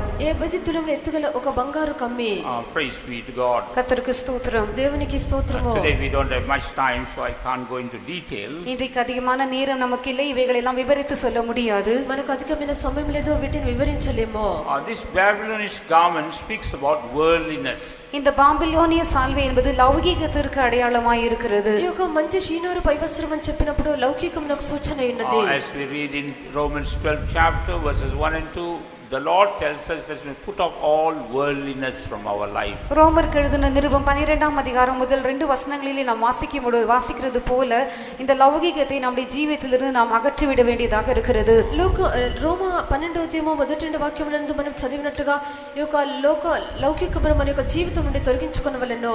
All things in the world are cursed things. இந்த உலகத்திற்குரிய சகல காரியங்களும் சாபத்தீடானவைகள். ఈ యొక్క లోకములకు చెందిన సమస్త కార్యములు శాపగ్రస్తమైనవి. And that will bring defeat in our spiritual life. அது நம்முடைய ஆவிக்குரிய ஜீவியத்திலே தோல்வியை கொண்டு வரும். ఇవి మన యొక్క ఆత్మీయ జీవితమునందు అపజయమును తెచ్చును. What does this 200 shekels of silver and 50 a golden wedge of 50 shekels speak about? இந்த 200 வெள்ளி சேக்கலும் 50 சேக்கல் நிறையான அந்த பொற்பாளம் எதற்கு அடையாளமாய் இருக்கிறது? ఈ యొక్క 200 తులము వెండియు 50 తులముల ఎత్తుగల ఒక బంగారు కమ్మి దేనికి సూచన? This speaks about our consecration. இது நம்முடைய பிரதிஷ்டைக்கு அடையாளமாய் இருக்கிறது. ఇది మన యొక్క ప్రతిష్టకు సూచన ఉన్నది. Here it speaks about breaking our consecration. இங்கே நம்முடைய பிரதிஷ்டையை முறித்து போடுவதை அது காட்டுகிறது. ఇక్కడ మన యొక్క ప్రతిష్టతను బ్రద్దలు చేయటం సూచించున్నది. We read in 2 Samuel 14:26 here, we read about Absalom's hair it weighed 200 shekels. 2 Samuel 14ஆம் அதிகாரம் 26ஆம் வசனத்திலே நாம் வாசிக்கும் பொழுது அப்சலோமுடைய தலைமயிர் 200 சேக்கல் நிறையாய் இருந்ததாக பார்க்கிறோம். 2 సమూయేలు 14వ అధ్యాయము 26వ వాక్యమునందు అబ్షలోము యొక్క తల వెంట్రుకలు 200 తులములాయెను. There it speaks about consecration, our hair. ஆகவே இந்த தலைமயிர் என்பது நம்முடைய பிரதிஷ்டையை காட்டுகிறது. కావున యొక్క తల వెంట్రుకలు అని చెప్పినప్పుడు మన యొక్క ప్రతిష్ట ఉన్నది. He was cutting his hair and selling it. அல்லது தன்னுடைய தலைமயிரை அவன் கத்தரித்து அதை விற்று கொண்டிருந்தான். లేక అతని యొక్క తల వెంట్రుకలను కత్తిరించెను. Selling our consecration. நம்முடைய பிரதிஷ்டையை விற்று போடுவது. మన యొక్క ప్రతిష్టతను అమ్మి వేయుట. In the same manner in Leviticus chapter 27, அதே வண்ணமாக லேவியராகமம் 27ஆம் அதிகாரத்திலே అదే అలాగనే లేవియ కాండము 27వ అధ్యాయమందు in verses 2 and 3 we read about about a vow that a person makes. 2, 3 వచనங்களிலே ஒருவன் செய்கிறதான பொருத்தனையை பற்றி நாம் வாசிக்கிறோம். 2, 3 వాక్యములందు ఒక వ్యక్తి చేయుచున్నటువంటి మొక్కుబడిని గురించి చూస్తున్నాము. How a male has to make when he makes a vow, he will be weighed at, or his estimation is 50 shekels of silver. இஸ்ரவேல் புத்திரரில் ஒருவன் அவன் பொருத்தனை செலுத்தும் பொழுது அவன் 50 சேக்கல் வெள்ளியை கொடுக்க வேண்டும் என்று சொல்லப்பட்டிருக்கிறது. ఇశ్రాయేల్లో ఒకడు మొక్కుబడి చేసినడలా 50 తులముల వెండిని అతడు చెల్లించవలెను.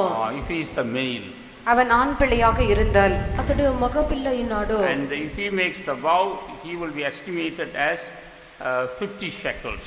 அவன் ஒரு பொருத்தனை பண்ணுவான் என்றால் அவன் 50 சேக்கல் விலையுள்ளவனாக கணக்கிடப்படுகிறான். అతడుగా మొక్కుబడి చేసినట్లయితే 50 తులముల వెండి యొక్క వెల కలిగి ఉన్నాడు. Speaks about vowing or making a decision to live a victorious life. ஜெயஜீவியம் செய்யும்படியாக நாம் தீர்மானம் எடுப்பதை அல்லது பொருத்தனை பண்ணுவதை அது காட்டுகிறது. జయ జీవితమును చేయుటకు మనము తీర్మానం చేసుట, మొక్కుబడి చేయుట ఉన్నది. So both these 250 shekels speaks about giving up our consecration and giving up our decision.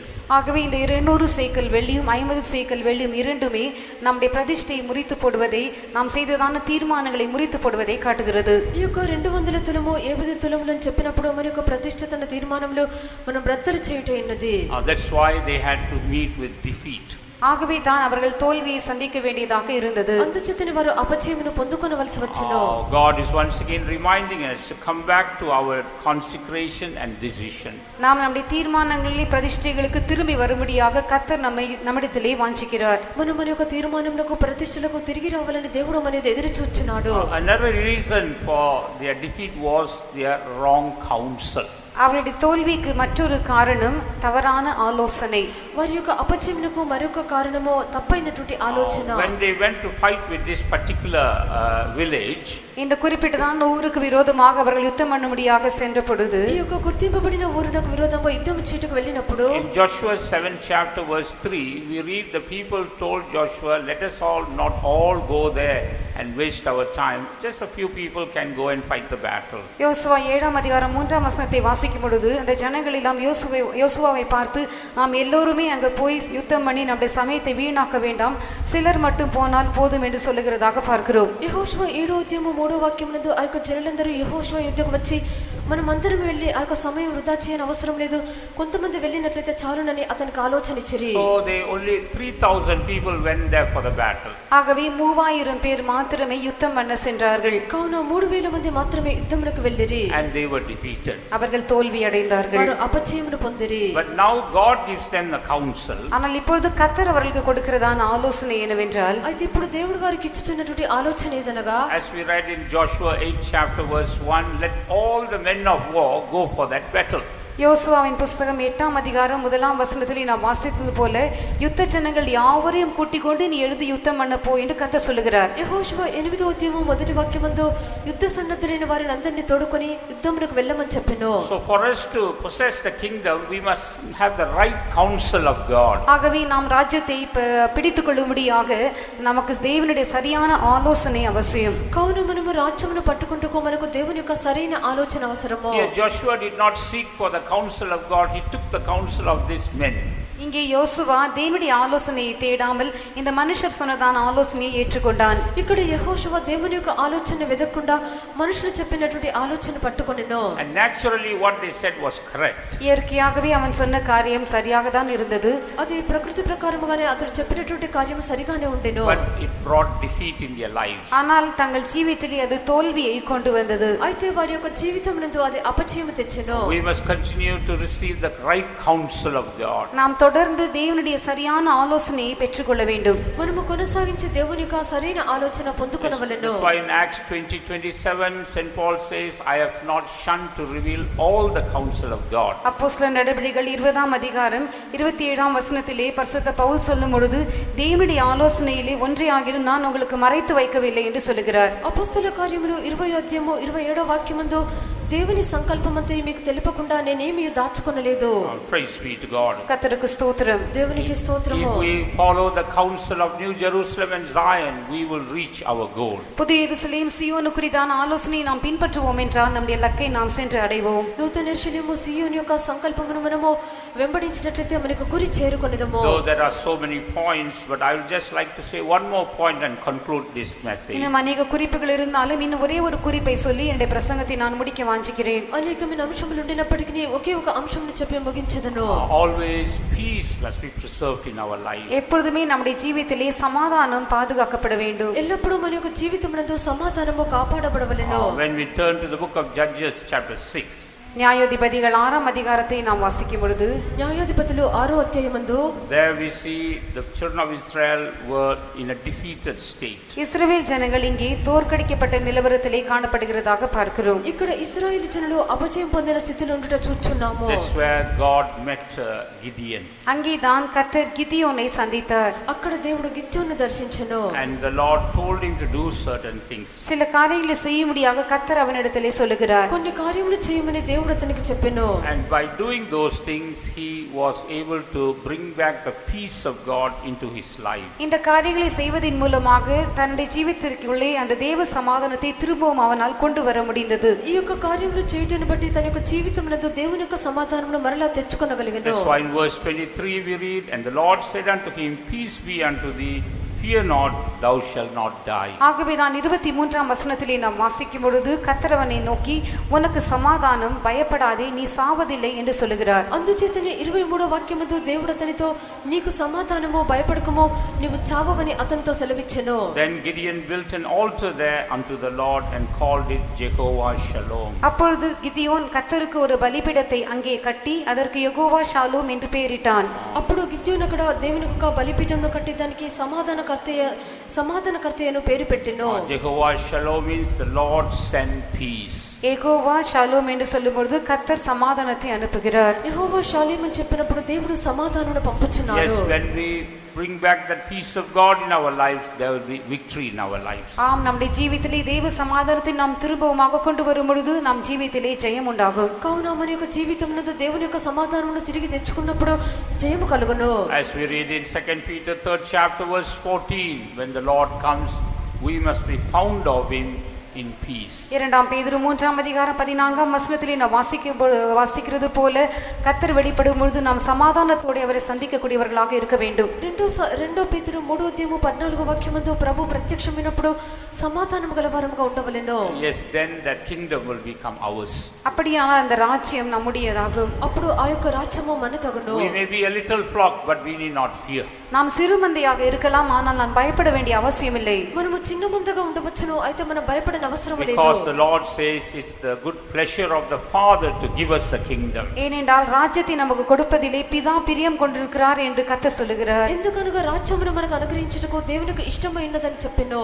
On our part, let us maintain our good conscience. நம்முடைய பகுதியிலே நாம் நம்முடைய நல்மனசாட்சியை காத்துக்கொள்வோமாக. మన యొక్క భాగమందు మన యొక్క మంచి మనసాక్షిని Let us కాపాడుకొనుము. hold on to the promises of God. தேவனுடைய வாக்குத்தத்தங்களை நாம் பற்றிக்கொள்வோமாக. దేవుని యొక్క వాగ్దానములను పట్టుకొనిదము.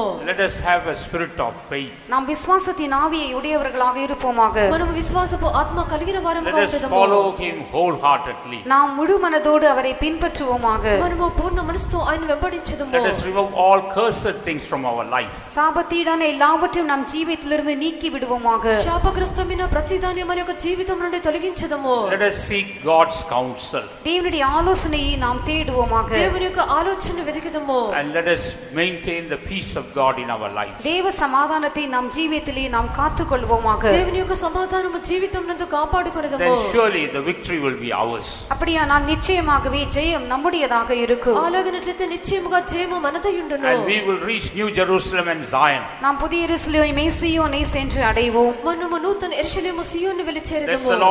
the Lord looks at us and says, fear not, O little flock. கர்த்தர் நம்மை பார்த்து பயப்படாதே சிறுமந்தையே என்று சொல்லுகிறார். దేవుడు మనల్ని చూచి చిన్న మంద భయపడకమని చెప్పుచున్నాడు. Let us take hold of that promise right now. தேவனுடைய அந்த வாக்குத்தத்தத்தை இப்பொழுதே நாம் பற்றிக் கொள்வோமாக. దేవుని యొక్క వాగ్దానం ఎప్పుడే పట్టుకునేదమో, And surely God will fulfill his work in our lives. நிச்சயமாகவே கர்த்தர் தம்முடைய கிரியை நம்முடைய ஜீவியத்திலே செய்து நிறைவேற்றுவார். నిశ్చయముగానే దేవుడు తన యొక్క క్రియను మన యొక్క జీవితంలో చేసి He ముగించును. will take us safely to our destination. அவர் பத்திரமாக நம்முடைய நாம் சேர வேண்டிய இடத்திற்கு நம்மை கொண்டு போய் சேர்ப்பார். మనల్ని భద్రముగా మనం చేరవలసిన స్థలములకు మనల్ని చేర్చును. Let us all be on our knees. நாம் எல்லோரும் முழங்காற்படியிடுவோம். మనము మోకాళ్ళ మీద And ఉండదము. let us rededicate our lives. நம்முடைய ஜீவித்தை நாம் திரும்பமாக பிரதிஷ்டை பண்ணுவோமாக. మన యొక్క జీవితమును మళ్ళా And let ప్రతిష్ఠించదము. us put ourselves upon the altar.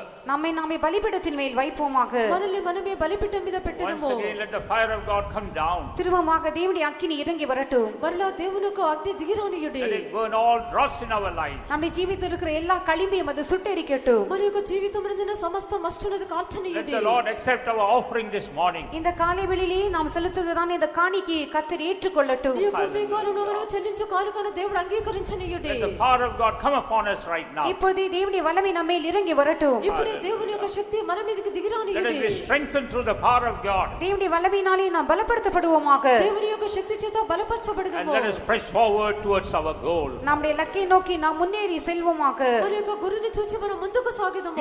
Fear not, O little flock. பயப்படாதே பயப்படாதே சிறுமந்தையே. భయపడకము భయపడకము చిన్న మంద. Fear not, O little flock. சிறுமந்தையே நீ பயப்பட வேண்டாம். చిన్న మంద నీవు భయపడకము. It is the good pleasure of the Father to give you the kingdom.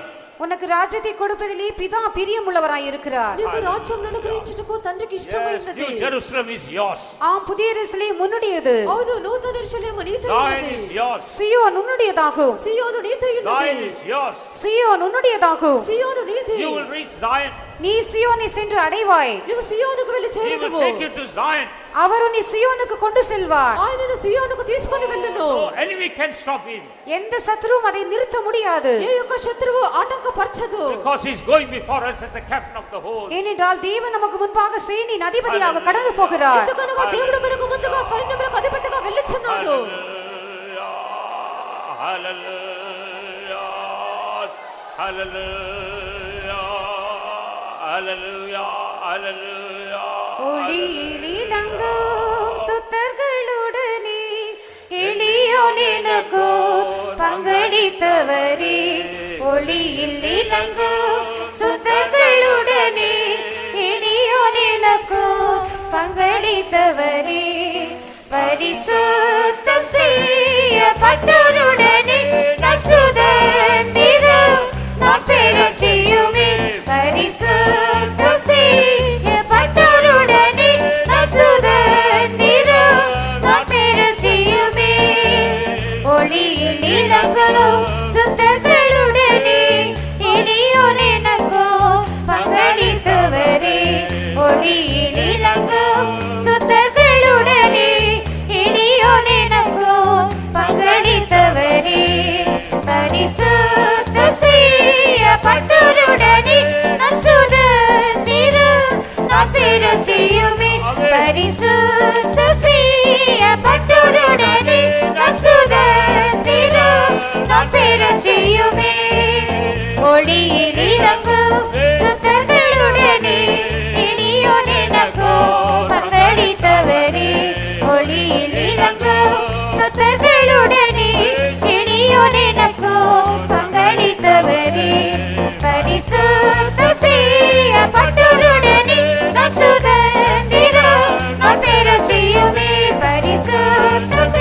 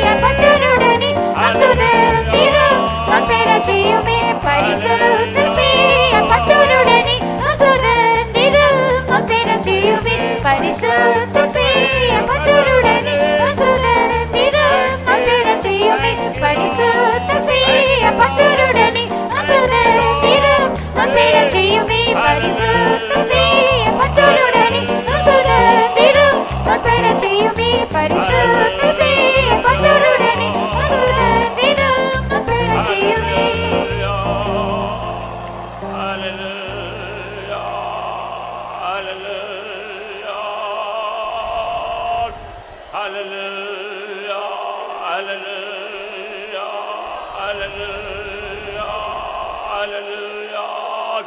Turava karabalana balana katurinia balana balana. Shabalana katurinia balana balana. Hallelujah, hallelujah, hallelujah, hallelujah, hallelujah, hallelujah, hallelujah, hallelujah, hallelujah. Turabakara balana balana balana katurinia balana balana. Hallelujah, hallelujah, hallelujah, amen, hallelujah, hallelujah, hallelujah, hallelujah, amen. Saints have gone before us. பரிசுத்தவான்கள் நமக்கு முன்பாக கடந்து போயிருக்கிறார்கள். పరిశుద్ధులు మనకు ముందుగా వెళ్ళి ఉన్నారు. They have finished their race victoriously. அவர்கள் ஜெயத்துடனே தங்கள் ஓட்டத்தை முடித்திருக்கிறார்கள். జయముతో తమ యొక్క పరుగును ముగించి We ఉన్నారు. can follow them also. நாமும் அவர்களை பின் செல்லலாம். మనము కూడా వారిని వెంబడించవలెను. We can follow the footsteps of Jesus. இயேசுவின் அடிச்சுவடுகளை நாம் பின்பற்றலாம். యేసు యొక్క అడుగుజాడల్లో And we will వెంబడించవలెను. reach our goal. நாம் நம்முடைய லக்கை சென்று அடைவோம். మనం మన యొక్క గురిని వెళ్ళి We చేరుదము. will reach our goal. நம்முடைய லக்கை நாம் சென்று அடைவோம். మనం వెళ్ళి మన యొక్క గురిని చేరుదము. Hallelujah, hallelujah, hallelujah, hallelujah, hallelujah, hallelujah, hallelujah, hallelujah, hallelujah, hallelujah, hallelujah. Our promise-keeping God will never fail us. Let us all praise God. நம்முடைய வாக்குத்தத்தங்களில் உண்மையுள்ளதான தேவன் ஒருபோதும் நம்மை கைவிட மாட்டார். அதற்காக நாம் ஸ்தோத்திரம் பண்ணுவோம். వాగ్దానం నందు నమ్మకమైన దేవుడు ఎన్నడూ మన విడిచిపెట్టరు గనుక స్తోత్రించదము. Hallelujah, hallelujah, hallelujah, hallelujah. Amen. Lisa can pray. Pray.